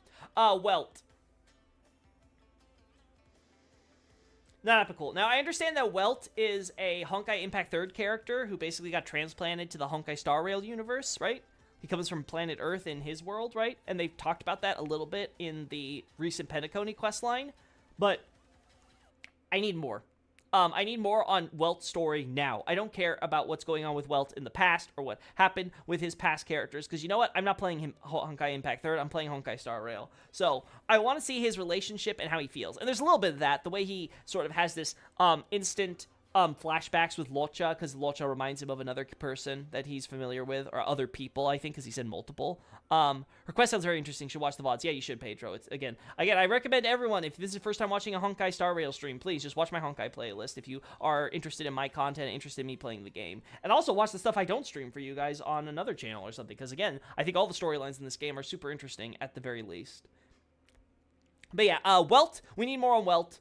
I think it's cool that we learn stuff like his black hole with his cane and shit gets referenced. He has some cool moments and stuff. Again, I like Welt in the same way I like Himiko, but I think their storylines, they're not telling them quite yet. They're not exploring the sadness and angst that would go on between like Welt, who comes from his world, and he's meeting all these people who look like characters he knows, but they're not these people. And there's that tragic moment with Acheron, and they need to do either more of that with the current people, like with Himiko and stuff. Silverwolf. Excellent. Her, Silverwolf's a very simple character, right? She's the hacker girl. She edits reality and stuff, so she can do some crazy things, but she generally is just a gamer girl. She's doing gamer things. She's part of the Stellaron Hunters, so that's always a plus in my book. But in terms of her actual storyline, she's mostly just the support character. She helps the Stellaron Hunters do their things because she can control all the tech side of stuff. But I think what really sells Silverwolf for me is her companion quest. Her companion quest is really good. It's not only interesting in sort of exploring her and her mindset and stuff, and her dynamic with Screwlum, because she has that history there. You get that last scene where, like, she loses everything, but then she kind of is like, well, now I gotta go over to Pier Point and try to get it all back and stuff. Like, I just really, really, really like this. I like the men in this game. Listen, I do! Listen, okay, chat. Let's look at all the characters who are in the top 10, besides the main character, because he could be either gender, right? He could be Stell or Kalis. See? Don Hug's in a B. Launches in a B. Listen, chat, it's not my fault. It's not my fault. They don't focus on enough of the male characters. Only one guy in A and S. It's okay. It's okay. It's fine. Anyway, so Silverwolf. Again, really cool. I think they do everything they need to do with Silverwolf. We also have a past with her, but again, they don't elaborate too deeply on that. We'll see how that goes in the future, but I could definitely see a moment where Silverwolf has, I can see Silverwolf going to S if in the future she has an emotional moment where she gets connected to people beyond just thinking of life as a game, and she starts feeling there's some real stakes there, like she loses, Kafka or something. Same thing with Kafka. I can see a future, because the whole thing with Kafka is how she doesn't feel fear, and she is trying to, Elio is promising to let her be able to finally understand and comprehend it, because fear doesn't exist on her world. And the only thing I can think of is Elio will engineer it so that way we're in actual genuine danger, and Kafka has to sacrifice herself or something like that. And that's the moment where she's going to actually feel genuine fear for our safety, because Elio lied to her. Because she's so focused on fate and just trusting whatever Elio tells her. The only thing I can think could actually make her feel genuine fear is if we are in a danger that's completely opposite of what Elio promised, and that Kafka will actually feel like she has to go against what she thinks is inevitable fate in order to save us. That's the only thing I can think of. And same with Silverwolf. I can only see the idea that, like, Kafka or Blade or something happens to the Stellaron Hunters, and that it'll make Silverwolf suddenly realize that there are stakes in this game, because it'll actually be people she cares about. Anyway, moving on. Arlen. Mediocre. I hate this because I love Arlen's companion quest, but it doesn't do too much with his story character. It basically just reinforces that Arlen is a good boy who's trying really hard, and, like, fucking Herda. Fucking Herda! Makes his life so much harder than necessary. Again, it helps with Asta's character, because there's a whole thing with their connection and bonds, and I really ship them, but He's the head of security officer. He's so young, and they don't explore his story at all. I hate this. I hate this. I love my good boy Arlen, and he sacrificed himself, and he's always getting injured for everybody, but he hides his injuries because he doesn't want them to worry about him. He's got to put it all on himself. Like, there's such a good character there, and they do nothing with him, except kind of talk about how he's super good at, he's super, focused and, like, always putting all his effort into his job. And he doesn't really have that much inside content because, again, he's just a side character. Again, if they could explore, like, what world he comes from, why is he the only black guy in this entire game? Like, I should say that, but black playable character, I guess, would be the proper word for it. But, like, why? Why is this good little boy not have more content? Him and Yang Qing, justice for my boy characters. Why do all the girl ladies get to have all the characterization? Speaking of characterization, Blade.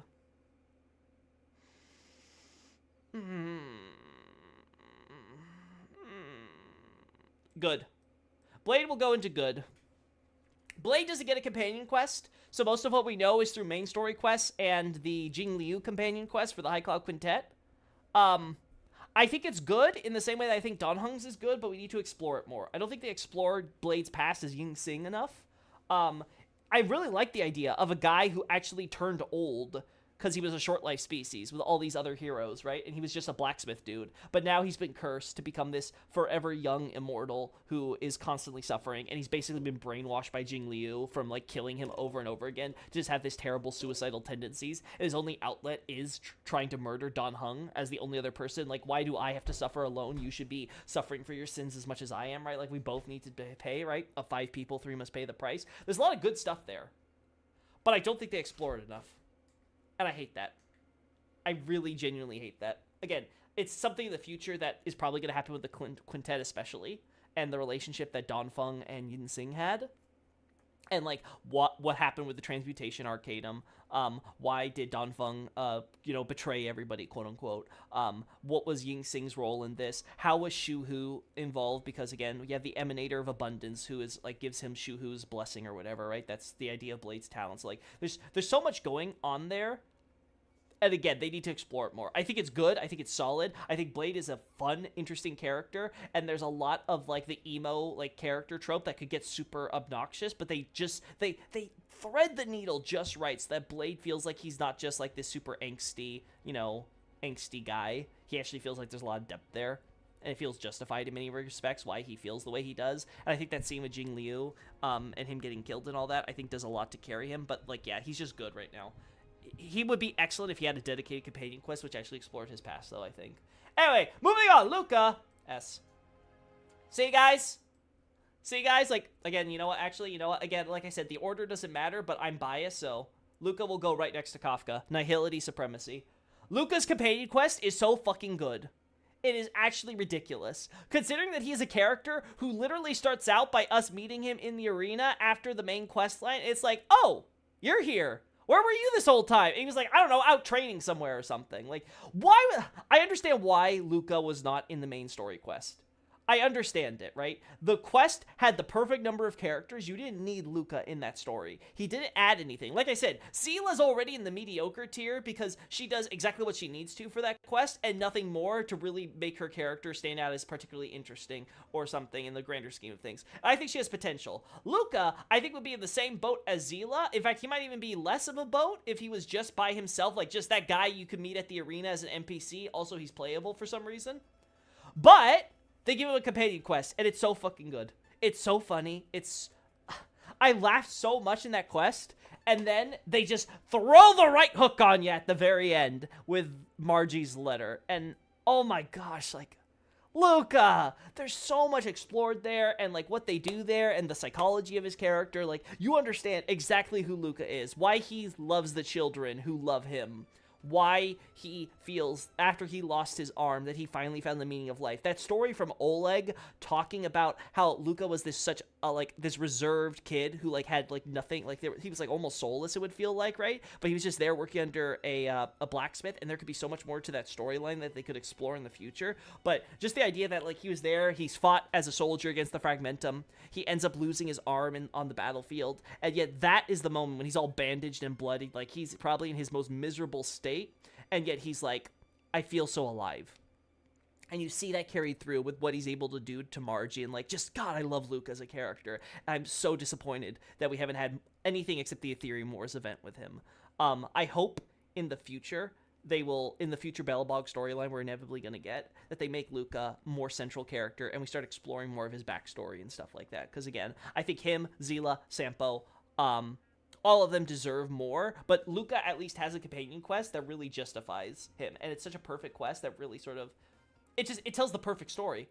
Even divorced from the main narrative, Luca's storyline just stands on its own above and beyond everybody else's, like Yukong's. It's kind of funny how the characters who have the least involvement in the main plot, outside of Kafka, but her plot relevance is obviously pretty minimal when you look at the grand scheme of things. Again, it's integral, but I would say it's very minimal. These three characters, they really stand on their own because of their companion quests and what they do contribute outside of them, in terms of just like their appearance and stuff. Next is Fu Xuan. I actually say good. Fu Xuan gets a lot of focus in like the latter half of the Luofu storyline. I like how she's characterized and what she does. Like, she basically just does her job, right? She's the diviner. She's basically, you know, using her giant divine calculator from Noose in order to like learn all this stuff, and she mind reads Kafka and stuff, and that's a cool scene and everything. But the scene she gets with Don Shu, it comes at the expense of Don Shu's character, but like, I do have to appreciate that Fu Xuan stands up and sort of makes her case against the disciples of Sanctus Medicus. I like the little comedy bits we get with her before that, of her like trying to hold her breath and her having to like deal with us being like morons who don't understand how Mara Struck works and all that. I also like, of course, her assistance in March's companion quest. I'll be honest, March's companion quest was secretly Fu Xuan's companion quest, because like she just sort of comes in at the end to be like the hero and all that stuff. Like, again, I think Fu Xuan has a lot there to her, and I like her. I feel like what keeps her from being excellent, though, is the fact that, yeah, she does very basic stuff. It's well executed, it's cool, I like it, but I need more in terms of like, where does she come from in terms of her backstory and stuff. We don't get too much on that other than her master and stuff, and how she had to make decisions on calculations and things. And like, there's not enough, I think, in terms of understanding herself, her relationship with the general, all this stuff, her ambition to become an arbiter general who will replace Jing Yuan in the future. Like, there's just so much going on there. But yeah, I think she's solid. Oh, like ER reference? Yeah, I know, right? Lynx. Lynx has to go under mediocre. I hate doing it because I really do like Lynx as well as a character, but in terms of storyline, they don't do much with her. She just appears in a companion quest. It's mostly for Pela. Like, she's mostly there for Pela. There's a little bit about her relationship with her siblings and how she wants to go out on her own as the littlest sibling and be like this big, you know, deep snow explorer and stuff like that. And all that, and her siblings are always worried about her, and she doesn't want to be, like, sort of has this idea where they hang around her constantly, worrying about her when she's totally independent, despite being, like, what, 16 probably, like Pela? But, I do think that I would appreciate her more if we actually focused on that, instead of having Pela steal the show for her quest. And because of that, I can't put her beyond mediocre. I don't think it's good enough on its own, the little thing we get at the end where it's like, oh, I'm going to reunite with them and we'll talk things over. Again, it's cool, but I don't think it's enough to justify a higher tier. They truly need some Kuro Shitsuji type characters. All of these are too similar. Black Butler type character? I don't know. I think all these characters are very unique and distinct. But the problem is that their storylines, despite them being very interesting characters in concept, they don't necessarily have everything to show their full potential and stuff, to actually explore all these ideas and bring them to fruition. Which, again, it's a gacha game. It's a long-running live service title. They're gonna add more to these characters as time goes on. The problem is that after 1 year, this is where we're at for a lot of the characters. And I'll be honest, I'm actually impressed how evenly the distribution is. I think we're doing pretty fair on this. I'll be honest, if Lynx didn't even have a companion quest, she'd be in not applicable, but she has to go in mediocre, because we at least have something. Gwenaifen.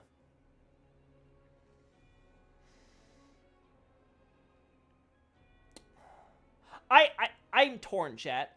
Part of me wants to do excellent, but we don't explore a lot of Gwenaifen's personal story, like with Sushong. I'm going to leave her at good for now. I might put her into excellent later, because Gwenaifen is just a fun character to be around. Everything that involves her is automatically just brightens my day. I have never had a character that just makes me so freaking happy. Like, Happy New Year indeed. Like, gosh, I love her so much. Like, her voice actress and her design, just like everything about her just exudes this energy that I absolutely love. And there's something really cool about the idea of a character who's an immigrant, essentially. She's a short life species, right? So she's like a blip on most of their lives, and yet she's out there trying to entertain them in order to help feed her family and stuff, right? Become a streamer and things like that. And yet she handles it with such an optimism and snarkiness that I absolutely adore her. We only really get her, though, in the Ghost Hunting event and the Ethereum Wars events, both of which don't really explore too much about her personal character, but they're just her running around. So I'll just put her in good, because I think that while she's probably, like, one of the best executed characters, I don't think that they do enough to make her more than that. I think that she would be mediocre otherwise. I feel like we need more on her backstory with, like, Guinevere, Lancelot, like all of her and her siblings and the planet they ran away from. Obviously, it's going to be some sort of like Knights of the Round Table, King Arthur type world. Unless we go there and get to like have like Guinevere return as a princess or something and reinstall her into the royal family. I think it's one of those things where like we just, yeah, there's just not enough going on there. I think what we get is cool, but there's so much potential that's being missed out on. And again, probably going to be expanded on in the future, because I can't imagine they're going to have a King Arthur world not get explored at some point. BB had something, not in story or background, but in how it was carried out. Yeah, exactly. I think what happens a lot with, the reason why I'm judging these storylines, again, is because I think these are all excellent characters. But again, I want to judge on how they handle the characters in the narrative so far. And some of these characters, like I said, most of these characters are in a pretty good spot, right? At the very least, you want to be in good for a medium. The characters in mediocre are characters who have lots of potential in the future, but they haven't explored enough, so it's a bit of a waste, right? And then you have the not applicable ones, which are just the characters where it's like we get nothing from them, which is unfortunate, especially for Jeppy, because Jeppy, again, I love Jeppy's role in the main story, but it's just him in the main story. And, like, again, he would almost be a mediocre because of that. But again, next character, Jing Liu. I don't know where to put Jing Liu. Alright, so we get it. I'm gonna put mediocre. There's still a lot that they need to do more with Jing Liu, I think. Her introduction is cool. Then she surrenders herself to the Lawful, which is, again, neat. I wasn't expecting that with how they were handling her big reveal at the end of 2.3. But then she goes around, and we get lots of lore and stuff, and you get a little bit on, like, sort of, like, her personal feelings with Bai Heng and things like that, and the relationship between her and Blade and Don Feng and all that. But again, they're mostly setting her up for what she plans to do in the future, and it sounds like she's trying to kill the Eons through her own method outside of the hunt and all that, because she thinks all the gods are fucking awful. Guinevere is Guinevere. Loki, you gave me a moment to think. Yeah, that's I did that joke for the longest time. But yeah, so like I feel like Jing Liu has to go in mediocre. I think they don't do enough with her in her personal story and her relationship with the quintet. Again, I think the fact that the companion quest ended up focusing on Blade at the end most, I think says a lot. Again, it does characterize Jing Liu a little bit and her feelings, but I feel they need to do more with her. Shui. Shui is in the same boat. I'd say mediocre. She appears in a lot of questline, but it's mostly her just doing her job. There's a lot of cool storylines there with her and her sister Hanya and her brother and all that stuff. In fact, you know what? We're going to also put Hanya there because Hanya doesn't do much outside of her introduction in there. Again, this could change in the future. I think they both deserve a dedicated companion quest on their relationship, the way that Shui ended up being into that Arumaton body, the fact that Shui basically has to constantly do her job finding criminals to capture for the Ten Lords Commission, just so that way she can have half a day's rest to spend with her sister and stuff, and her sister being so overworked for similar reasons. Like, there's something very tragic about that, how they're basically using these girls who have this tragic backstory stuff, right? And, you know, having them forced to work into this judiciary system they have here. But, again, it's very cool in terms of storylines, but they don't do anything with it. And, again, this is the problem with all these characters. They just don't do anything with them, despite them being such cool characters. Topaz. Topaz goes into her excellent. Topaz only really appears in the Penacony storyline a little bit, but because we have the 1.4 storyline to work with, I really appreciate Topaz's character. She's a good introduction into giving a face to the IPC as one of the 10 Stonehearts and being a super high-ranking member. She also is the nicest Stoneheart we've met so far, right? And so far, I feel like she deserves the world in terms of, like, what she's willing to do, what she's willing to sacrifice, what she's fighting for in terms of, like, trying to make other worlds like hers have a better place. And she thinks she can do that through the company that saves it, right? I like the fact that this big, giant, you know, mega corporation which exists just for resources, and ostensibly, yeah, it's for Klapoth and giving Klapoth his resources so he can build his big wall to protect us from, like, Leviathans and shit. But, like, the idea that the IPC is sort of like this, you know, amoral mega corporation which is just interested in money, and putting the face of that, a very genuine, nice person who, yeah, she can be pretty ruthless at times, but she's always doing it from a good place, and she wants the best for the people she works with, right? Like, she ultimately was trying to do the best for Belobog, and she just felt like what that meant was them basically acquiescing to her demands and what she expected. But then Belobog showed themselves to have a little bit more to them than Topaz was willing to give them credit for, because she was projecting so hard her own life experiences onto them. And when she sees that, she's like, okay, I back off. And she ended up taking a major hit because of that. And I respect that for a character. And I respect what they did with a character like that, because she's put in a position where she's the bad guy. And it's something which is very interesting when you put someone who's very jubilant and fun-loving and actually trying to be helpful to people as that person who's also like, you know what, she could be a pretty cold, hard bitch when she needs to be, and she'll do it with a smile. I love that. Anyways, that's cool. Argenti also gets an A.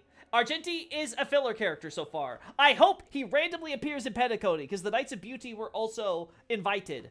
Aventurine mentioned, but if the Xianzhou with Jing Yuan is coming in Pentacony based on the recent trailer, then 100% we could totally get Argenti just showing up out of nowhere and saving our asses, and I would love it. He is such an amazing character. Like, from the moment we first meet him, he is just absolute silly goofballs. He makes me laugh so hard like Luca did.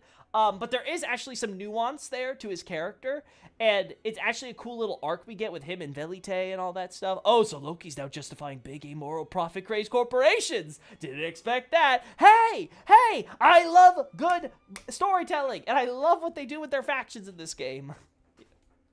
But yeah, so, like, again, Argenti just really, really cool, exploring the Knights of Beauty. What does it mean to be beautiful? The idea that, again, he tries to introduce himself through fighting because he considers himself ineloquent to be able to sort of have that emotional connection, right, through, like, normal conversation. But through talking through his weapon, we're able to actually understand each other at a deeper level, right? That sort of, like, rhythm and dance there. There's a cool concept there. What I really love, though, is just the fact that we have this really huge, like, comedy character throughout his entire sequence. It's like he just kind of shows up, does his thing, leaves, and it's like, oh, that happened, right? But it's within the context of actually understanding this man and, like, his pursuit of his goddess, who he knows, his brain tells him she's dead, right?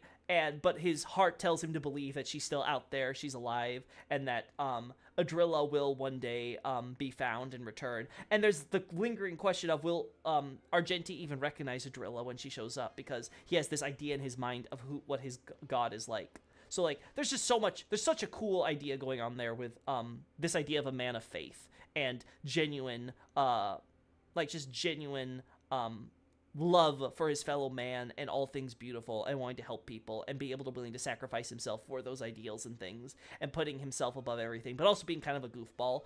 He's very much the soul layer of this game, and I really appreciate that. Next up, Huohuo. We actually get a lot for Huohuo, and for that, I'm going to say she goes into the A tier as well.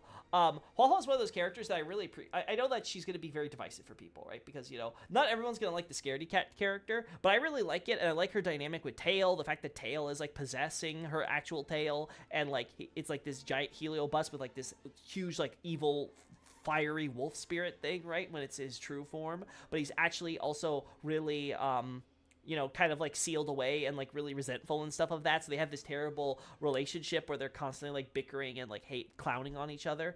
Well, more so Tail clowning on Huohuo, but you get the idea, right? Like, Huohuo's like, oh, he's like, you know, you can't really do anything or whatever. You need help.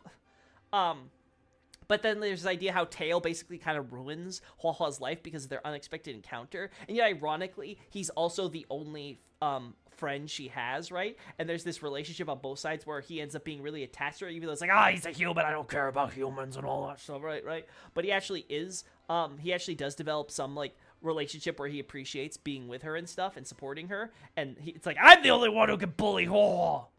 So, like, I really enjoy that. But, like, what I really, really love about it is that they give so much attention on that relationship, but we also still get to see sort of how the negative repercussions are. Like, Tail actually got to witness what he did, and he looks back, he's like, wow, was it really that bad? Like, did I really, like, screw things up for her that much? It sort of gave both of them a new perspective on each other with, like, you know, Tail disappearing for so long and thinking he was dead, and Hua being like, you know, now that he's gone, I just feel empty inside. It's terrible, because I always wanted to be rid of him and live my own life, but now that he's gone, like, what am I supposed to do? So it's this very interesting take on, like, what is honestly a toxic relationship, right? So I really, again, I really, really, really appreciate, I really, really appreciate Hua's character and what we get with her, even though she's, again, basically a filler character. But again, I think unlike Gwenhyfin, even though I love Gwenhyfin and everything we get with her, Gwenhyfin, they don't explore enough of the stuff that I want, like her relationship with Sushong and how it feels to be a short life season on the Luofu and stuff like that. With Hua, we get that. We understand, okay, her idea as a Foxian, her life getting into the Ten Lords Commission, becoming a judge, all this, you know, all this like angst and stuff that she goes through. We learn a lot again with Tail and things that go on with their relationship there, and I think it all comes together really well. So again, despite both Argenti and Hua coming in a weird time, right? Because we were, like, you know, in between the Topaz storyline and the Ron Mei storyline, which obviously had a lot more lore importance, I think, more so. The Argenti and Hua are basically like minor lore characters in terms of importance, but who could have a bigger role in the future, and I assume they will be. But I really like how they were executed. I think that honestly carried the 1.5 patch for me. The Ghost Hunting event in general is my favorite event of the game, though, so I'm a little biased. Ron Mei. Good. Just good. I think what holds Ron Mei back as a character is how they handled the whole truth serum thing, right? The idea that we couldn't tell the truth about Ron Mei was a funny plot device at the start, and it was a great, you know, random excuse on, like, justifying why we had to help Ron Mei with her stuff, but they don't really give you the opportunity to call her out on her bullshit for doing that to you. With Topaz, you can, you do confront her and stuff. And I do not mind as much that they don't, like, make you where you absolutely hate Topaz. Because ultimately, you understand exactly what Topaz is doing. With Ron Mei, she's just kind of a monster. Like, she's really just off-the-wall crazy. She's super socially awkward. She basically is trying to play God and become an Eon for the sake of understanding the essence of life. Because she really wants to grasp the human soul, and she can't do that through biology, even though she, like, can create any life form that she wants, right? And she ends up putting so many people at risk, and is yet so afraid of them finding out that she's willing to hire us as an outsider and manipulate us to do it. So there's an interesting character there. She's definitely again, goes back to HSR. They always take the unconventional route. I would never expect the Yamato Nadeshiko type character to be I don't know what the Chinese equivalent of that would be, right? But it's the same idea, right? The reserved, the elegant, very much beauty in its simplicity type of character. But yet she's the bad scientist, and she, like, is off the wall, just, like, low-key crazy. I really like that as a character idea, but I don't think they explore it enough, because we don't get to have much freedom to actually call her out and actually, like, have a relationship. Then they basically mind wipe us, so that way we can't really have that moment in the future now, which is obviously doing so because Ron Mei's probably going to be important in the future, let's be honest. Like, she's going to have some major, you know, story significance. There's no way they're having a character who wants to become a god, and that's not going to play into some crazy shit in the future. So until then, she's just going to be like the quirky lady that we're going to have in our Sim Uni runs every now and then, and gives us really good blessings. So again, I don't want to put her in mediocre, because I don't think she deserves that with how much we get from her between the Sim Uni stuff and the actual quest line with her in 1.6, but, like, it's really tough. Ratio, excellent. Dr. Veritas Ratio is such a fascinating character. I think of the two, I liked his quest more than Ron Mei's quest. Not only do you get to push back against Ratio a lot more, and actually get, like, into real debates, he's a character, one of the few characters where he can be a total asshole because he acts like he's so much smarter than you, because he actually is smarter than you. Like, he genuinely is just, he's that smart, he's that good, and you're just getting in his way, not following him. And I really like that type of character that they were able to weave through, because it just makes everything he says so freaking funny. Like, oh my god, the snark. The absolute assholery. I love it. And how they handled him in Penacony was absolutely superb. Where he's like, he's betrayed Venturine, but not really. And like, it's like, there's a lot, like, you know, there's a lot of give and take between them in their relationship and their dynamic they've got.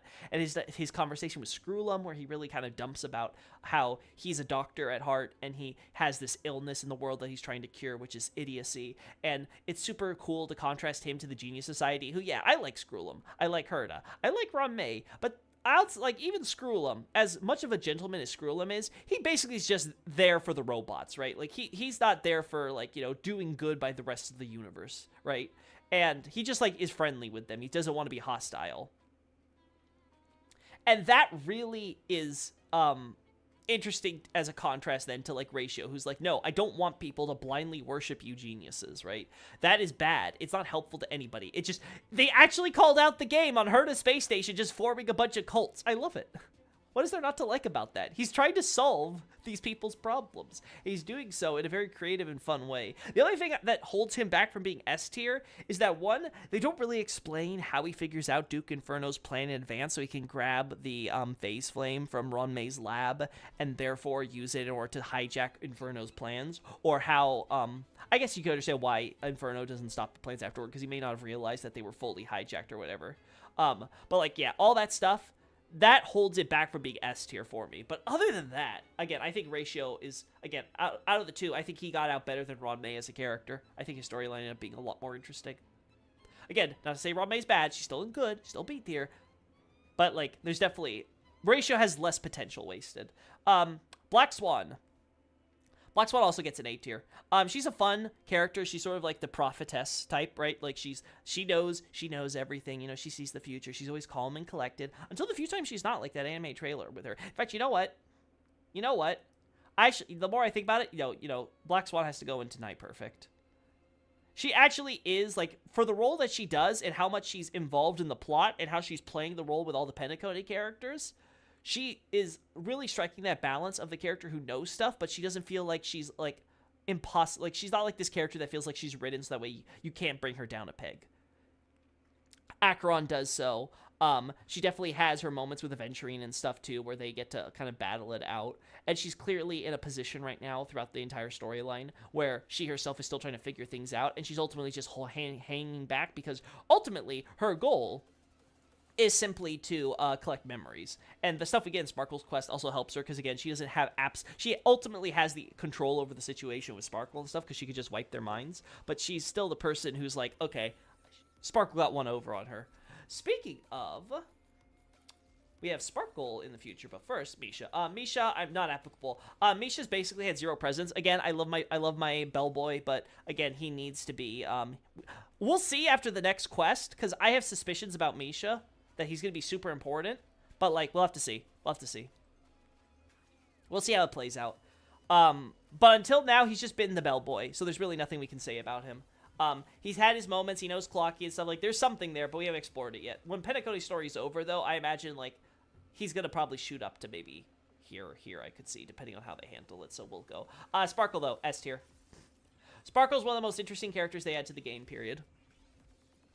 Like, for the moment that we had Sparkle and we saw her trailers and her Myriad Celestia trailer, I just love it. I love this idea of a girl who has become so lost in performance and playing a role, and that she's completely lost touch with reality and everyone else, that she doesn't see them as real people. They're just more roles for her to play, and, like, life is just this stage for her to act out upon, and she has to do whatever, and she's given away to her hedonism. Yet deep down, she understands that there's something broken about her, and she wants someone to save her. You could just see that. You see that with all the whole idea that she's constantly trying to kill herself. She's trying to kill Sparkle. She wants to free herself of that role as Sparkle. That plays, you know, the role of 1,000 faces, right? But she can't. She can't do it herself because she's so fundamentally broken. I don't know if she can be fixed, but I love that. I love that character. I love what they do, and it's so subtle. It's some of the most subtle storytelling they've done with any of these characters. Like, it's the closest, I think I said before, it's closest we get to actual FromSoft storytelling from Honkai, and, like, oh my god, I love it. I love Sparkle. Like, she deserves it up there. Next. Acheron.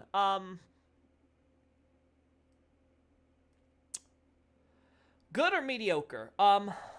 I'm going to put her in mediocre for now, because I feel like we're only at the cusp, but I feel like it's going to become, it could be good or excellent, based on what happens next patch or the patch after that.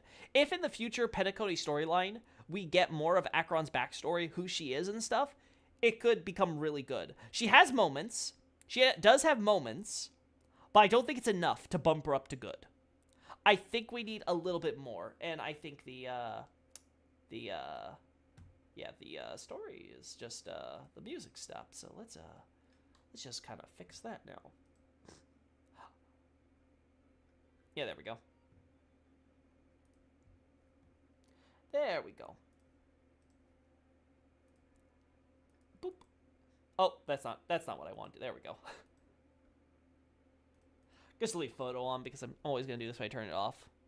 So, yeah. So Acheron, again, no bias. I do think that she's gonna shoot up to A rank or at least a B, based on what we're going to get in the next few patches with her, because I'm sure there's more of her backstory we'll learn. But for now, she's mostly just really badass emanator of nihility who goes around, like, you know, solving everyone's problems because she's just so damn strong, and she kind of does her own thing. And there's the mysterious thing with the red text, which, again, is interesting, but again, I don't think they're exploring that enough with her character, and I think that's because she's supposed to be somewhat mysterious for now, much like the other characters. So, again, has to go in mediocre for the time being. Aventurine. I don't think this is any surprise to anybody. In fact, you know what? He goes above Luca, sorry. Aventurine is by far the most interesting character in all of Penacony. I loved him from the start, but I had no idea what they were going to do with this story, and after seeing Kakavasha's full tale, all I have to say is, like, absolutely amazing.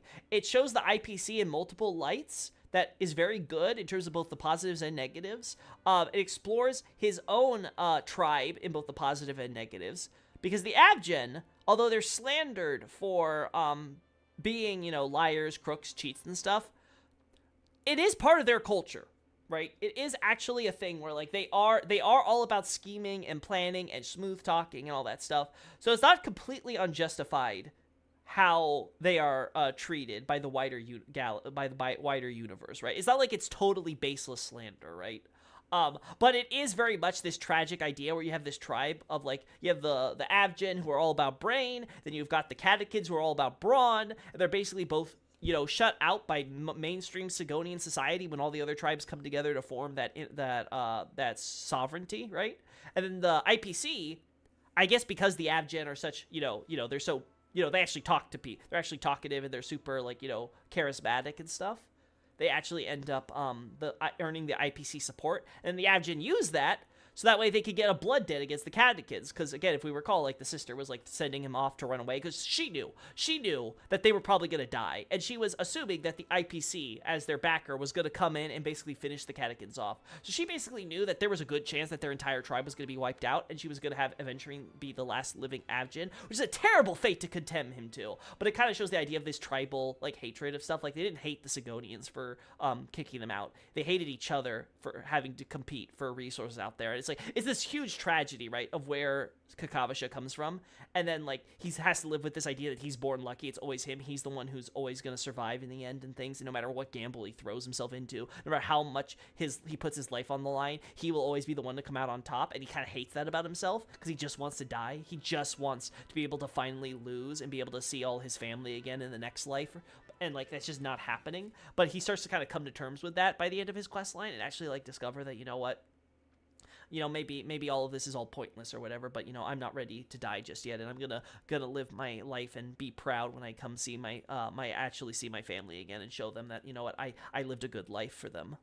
And I really appreciate that. And there's just, again, I loved him, but he was always the more villainous character, and they could have definitely leaned into that more heavily, but they ended up, again, they took the other route, and they actually made me care about him as a person individually. And though I don't think he's necessarily, like, a moral person, I'm someone where I'm like, always bet on Aventurine, because you know what? Kakavasha deserves the world. Gallagher. Gallagher's not applicable, because everything about Gallagher we know is a lie, and that's very interesting on its own. But until, like, the next few patches when the Penacony story completes, him and Misha are just big question marks. And I want to know where it's all going. But he's so sexy. Listen, I know. Gallagher is a sexy man. That button is trying its hardest, right? I get it. You all love the stubble. We actually have a character with a little bit of a beard in this game.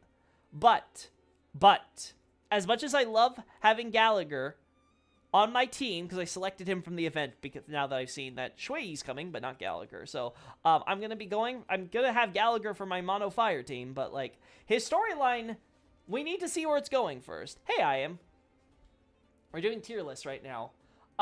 Next, Boot Hill, same thing. Robin, same thing. We don't have anything on her. Firefly. Firefly's instant A rank. She can go to S rank depending on what we get the next few patches. I absolutely adore Firefly. Like, from the moment I saw her, she was just this absolutely adorable character who you understood that there was more going on with her. And you were wondering what it was and stuff. And in retrospect, there were so many signs and hints about her true identity and things. And, like, then you have the death scene. Oh, God, that scene with the meme. It's one of those things where, from a writer's perspective, it's a character I don't know that much. But the way they executed it just instantly attached me to her. So that even though I and the Trailblazer only knew Firefly for a couple of hours, really, like it's only like what, like maybe 6-12 hours if you really want to extend what their little date night was like. But you combine that with like just her voice acting and like the stuff we get with Sam and all that stuff, and obviously what we're gonna get in the future and things, like she's just excellent character, awesome, amazing. I need more. Just address him and don't talk. Listen. Stories need more than just fan service on half-naked characters, chat. And same thing with Boot Hill and Robin.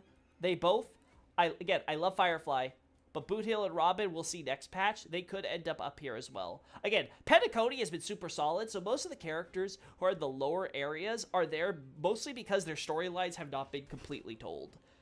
Mostly with the Lafu and the Bellabog stuff, we have a complete storyline to work with, so we know where everyone fits in the main plot line, so it really is only their companion quest, and maybe, like, whatever, like, significant portion they do in, like, events or something. As far as I'm concerned, this, I think, is fair. Again, no specific order, chat. I don't care about order, really. I'm just putting Kafka, Aventurine, and Luca in the top 3 because I'm biased, and I hit Lady Supremacy with Black Swan and stuff. But, like, I think these are the characters who have been the absolute best written. There's absolutely zero complaints I could possibly have about them. I could have a little bit of complaints with, say, the A-tier stuff. I think they need to do, maybe they could always add a little more. There's some more stuff we could explore and stuff with them. Or they could have done something a little better to improve their individual quest lines and stuff a bit more. So that way they could have been deserving of S. But I think in terms of everybody else in here, I think they're all absolutely fairly done, and that they're above and beyond. B, good, they're okay, right? Like they do everything solid. There's nothing really particularly wrong with the stuff that we get with the content overall when we consider as a whole. But there are a lot of things that they could have done more with, or that they kind of kind of like rocked the boat or completely flubbed. So it's like, I need more. Like, especially like with characters like Locha or something, where it's like, okay, his companion quest is really hard carrying him because it's really fun and it's really interesting what they do with that. But again, he's a really mysterious character, and they need to do really more with that.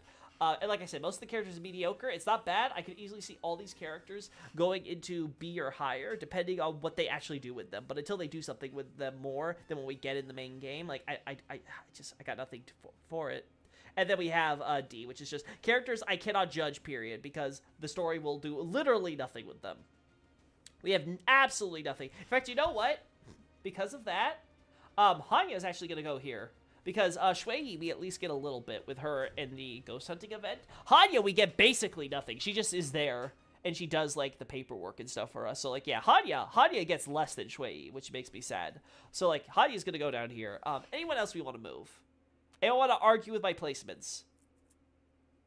This has been fun. Yes, it has. Oh, I'm glad you guys liked it. Gallagher already has nice Finn hentai. Oh, I'm sure Gallagher.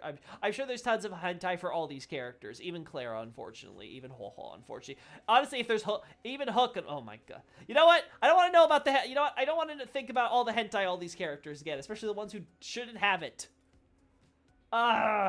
Anyway, so yeah. Is there anyone I really want to argue?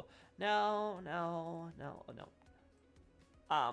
Bilo I could see going down to B, but again, I really do think her questline is good enough, and I think the storyline she gets in other quests are good.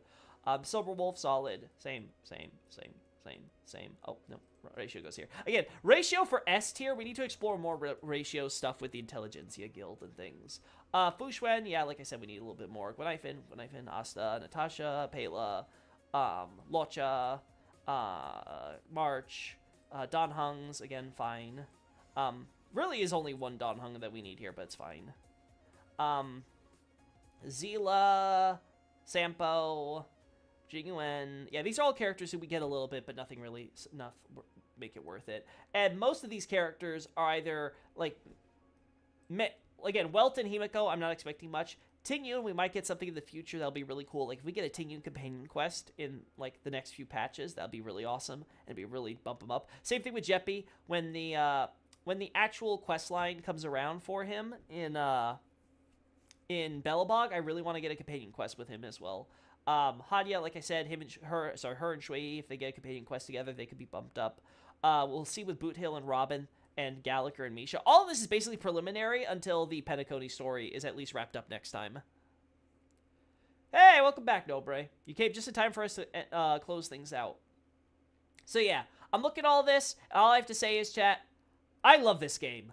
I love the characters. I love the stories. I love all the combat. I love having a good turn-based RPG that has some nice, challenging content on the hard mode, but actually is fair in terms of letting you work through and build your characters and get there. And there's just so many characters with so many combinations that if I could spend oodles of cash on this game, they would probably have it from me. But nope, nope. It's a freaking gacha game, so I am not going to be wasting all that money for every single character. Just not happening.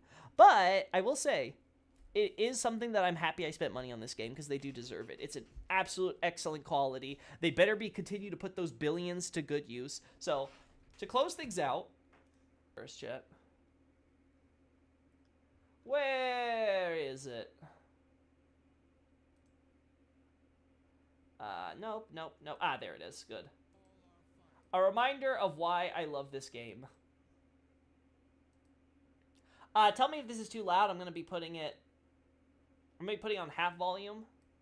Actually, we'll do full volume. Does it sound too loud to everybody?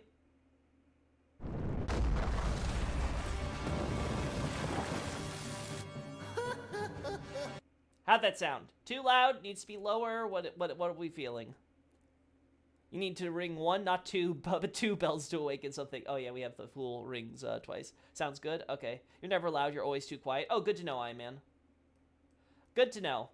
I try to keep the music down so it doesn't overpower me or something like that, though I know I'm a loud person, so we'll see how this goes. All right, turning the volume up, and then we can watch this. Yeah, there we go. Perfect. Perfect. Alright, guys, so here we go. The April Fool's vid that we got. Why I love Hoyoverse, and specifically Honkai Star Rail.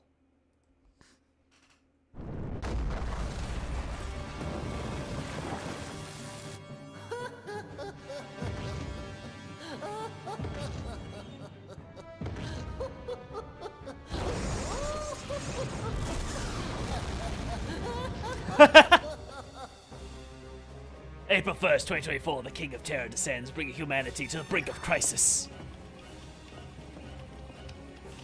We have to deploy the weapon.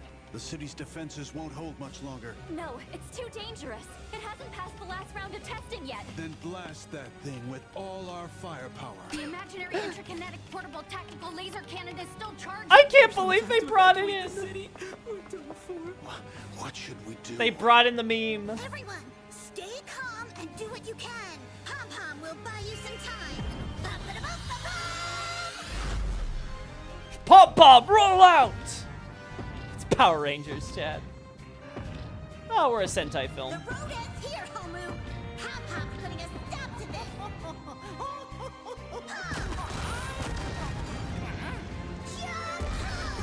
This guy's pretty strong. Energy almost depleted.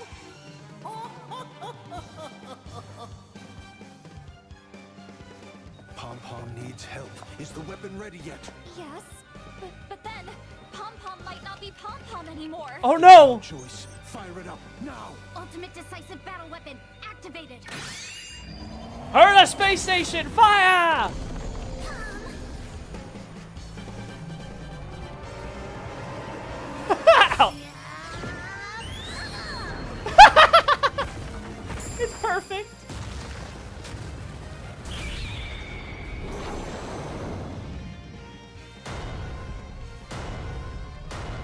Yeah!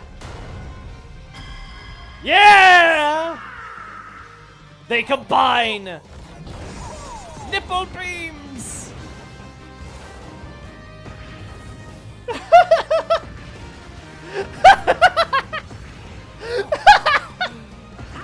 Ready to attack! You're going down for real! Oh my god! This is real!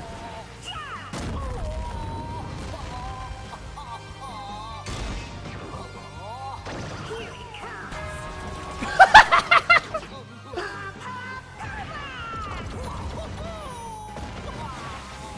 How do you like that? Rules are made to be broken! Hey, that's my line! What the fuck is happening? Rules are made to be No! Pom Pom! Can Pom Pom defeat Homo? Not coming soon! That's where all the billions of gacha money goes to, chat. For the devs to fucking troll us with April Fool's high-effort Power Ranger knockoffs. This is truly the Power Rangers of games. Oh my god, yeah, I know, right? Alright, and again, as a preview for what's coming in the future, one, Robin's getting a new album. Which was pretty Hello, everyone. This is Robin. My new album, Inside, will be released on May 9th. money I have well 3 spent. songs Yeah, I to know, share with you right? This time. Life is filled with worries and sorrows, but I hope that while listening to my songs, you can let go of them for a while. That's Long nice. time no see. I'm Serval, the lead singer of the Belabogian band Mechanical Fever. Miss Robin's What was new the album effort is to get about these be VTuber released. models? As a fellow musician, I really look forward to seeing what kind of tunes she'll be releasing this time. Ultramen. Finally, on behalf of all the Belabogian fans, I'd like to ask, can you come to Belabog for your tour? Robin in the new Hello, Bellabog everyone. storyline. Make it happen. I'm Sunday. Truly the biggest representative cliffhanger. of the Yeah, family what's in gonna happen to Pentacle. Pom Pom? We're As a never gonna follower find of the out. Harmony, Robin's powerful singing spreads harmonious melodies to all worlds. Uh-huh. She is the family's pride and joy. I'm sure. I am delighted that her new album, Inside, will be officially released on May 9th. And as her older brother, I am very grateful for all the support that Robin receives. Thank you. Mm-hmm. Tick-tock! Oh my I'm god. thrilled to be chosen as the fan representative to announce Robin's new album! He's so Miss cool! Robin's voice is the most beautiful in the universe! He's so The cool! sound of her voice is so empowering! He's so Let's cool! all make sure to show our support for her newest album! Hanu is so cool! Hey, Gwailings, Oh my check god. this out. Miss Robin's new album will be released on May 9th. Little Gray is here to tell everyone that it'll definitely be amazing. You do not want to miss out. Happy New Year, chat. And don't forget to like and subscribe. Miss Minute. No, it's Mr. 大家 Minute. 好，我是悠悠鹿 I 鸣。 don't know who these people are. 5月9号，知更鸟小姐的专辑 I assume it 招 must 收 be 上 like 了 a Chinese 她的歌 VTuber or 声 something. 温柔动听，人也很漂亮哦。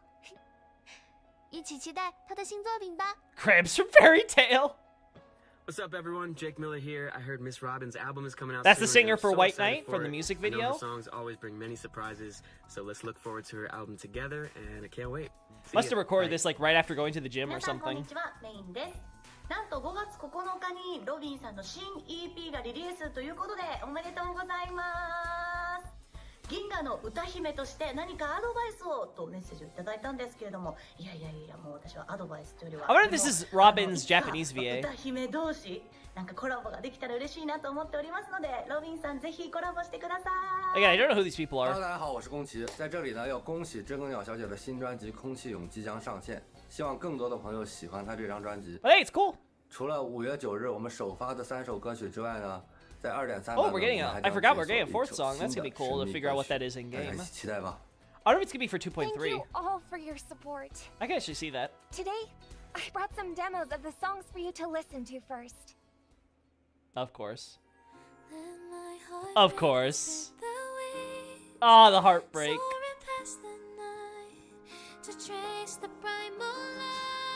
God, I hope we learn even more about Firefly. Please let her come back, chat. The game has to bring him back.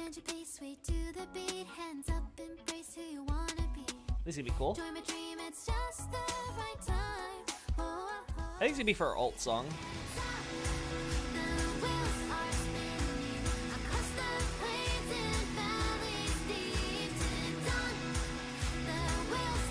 Woo!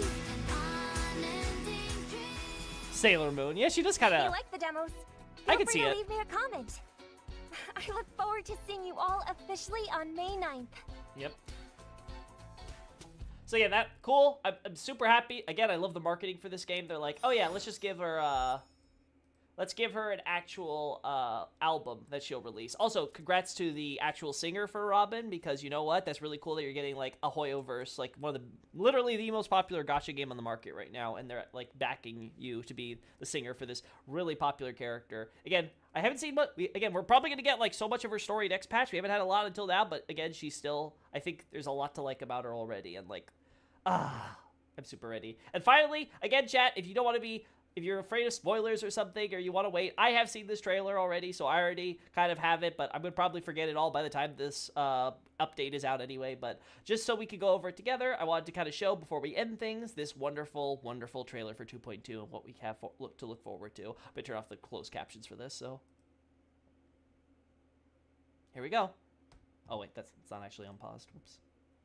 Newsflash! Pentaconi's Charmony Festival has entered its countdown phase. The singer Robin, famous throughout the cosmos, has announced in a recent press conference that she will release a new album. Yep, new album. But it's high For the noon. future of Pentaconi. Come with me, everyone. Oh? Let's deal with these thugs first. Then we'll talk about how to deal with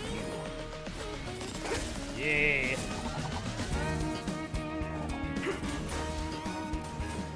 Yeah, boy. America.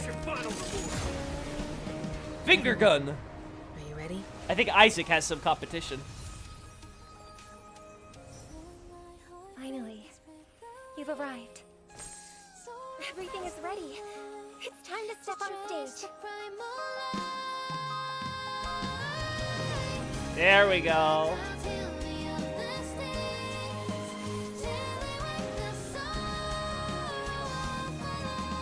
And this is our final hope. Prisoners, this is my order. Learn the essence of freedom and teach your fellow prisoners to fight for their lives. Oh? Oh? Like fireflies to a flame, my fierce death. Why is the general here? Brother, do you think Wait. the stars will fade away?